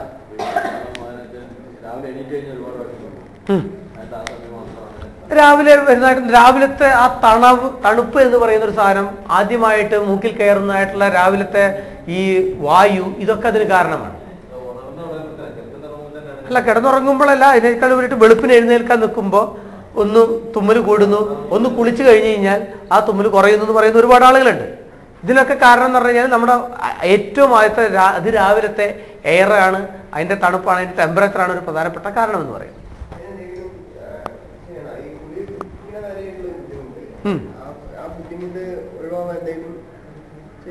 അല്ല, അത് ആ ഒരു ബുദ്ധിമുട്ട് മാത്രമായിട്ട് കുറയ്ക്കാൻ ശ്രമിക്കുക എന്ന് പറയുന്നതല്ല നയം. നിങ്ങളുടെ ജനറലി നിങ്ങളുടെ ആ പോലീസുകാരെ സമ്മതിച്ച് മനസ്സിലായി. ബേസിക്കലി അതിൻ്റെയൊക്കെ കാരണം ഞാൻ നേരത്തെ ഇതുവരെ വിശദീകരിച്ച കാര്യങ്ങളാണ്. അതിനെ കറക്റ്റ് ചെയ്യാണ്ട് ഈ ചുമ മാത്രം കുറയില്ല. പറഞ്ഞു മനസ്സിലായോ? എനിവേ, എൻ്റെ സമയമായി, എനിക്ക് തിരിച്ചു പോകാനുള്ള സമയമായി. അപ്പോൾ ഇതുവരെ പറഞ്ഞ കാര്യങ്ങൾ മനസ്സിലായിട്ടുണ്ടെന്ന് തന്നെയാണ് എൻ്റെ ധാരണ. ഇതുമായി ബന്ധപ്പെട്ട എന്തെങ്കിലും സംശയം ഉണ്ടെങ്കിൽ ഇനി ഡോക്ടർമാർ വരുമ്പോൾ ചോദിക്കാം. നിങ്ങളുടെ പരിശോധന ഈ പറഞ്ഞതിന് ശേഷം നിങ്ങൾക്ക് ഉണ്ടാവുമെന്നുണ്ടെങ്കിൽ കൃത്യമായിട്ട് അല്ലെങ്കിൽ ഇവിടെയുള്ള ശോഭ ടീച്ചറോടും അമൃതത്തിന് ജസ്റ്റ് ഡോക്ടറോടും ഇവരോടൊക്കെ കൃത്യമായിട്ട് വയറിളക്ക സംബന്ധമായിട്ടോ അല്ലെങ്കിൽ മരുന്ന് സംബന്ധമായിട്ടോ എന്തെങ്കിലും ചോദിക്കാനുണ്ടെങ്കിൽ അവരോട് ചോദിക്കുക. അത് വിശദമായിട്ട് അവർ പറഞ്ഞു തരും. അതല്ലാന്നുണ്ടെങ്കിൽ ഈ പറഞ്ഞ മാതിരി തന്നെ ഈ കായ ചികിത്സാ ഡിപ്പാർട്ട്മെൻറ്റ്, ശ്വാസം മുട്ട് മാത്രം നോക്കിക്കൊണ്ടിരിക്കുന്ന ഡിപ്പാർട്ട്മെൻ്റ് ഉണ്ട്. അവിടെ നിങ്ങൾക്ക് പോകാം. ഇവിടെ സൗജന്യമായിട്ട് തന്നെ നിങ്ങൾക്ക് അതിൻ്റെ കൺസൾട്ടേഷൻ കിട്ടും. അത് ചെയ്യുക. അതുകൊണ്ട് നിങ്ങളെല്ലാവരും നന്നായി ശ്വാസം വലിക്കട്ടെ, ഒരു ബുദ്ധിമുട്ടുണ്ടാകാതിരിക്കട്ടെ എന്ന് മാത്രം ആശംസിച്ചുകൊണ്ട് ഞാൻ നിർത്തുന്നു. നന്ദി, നമസ്കാരം.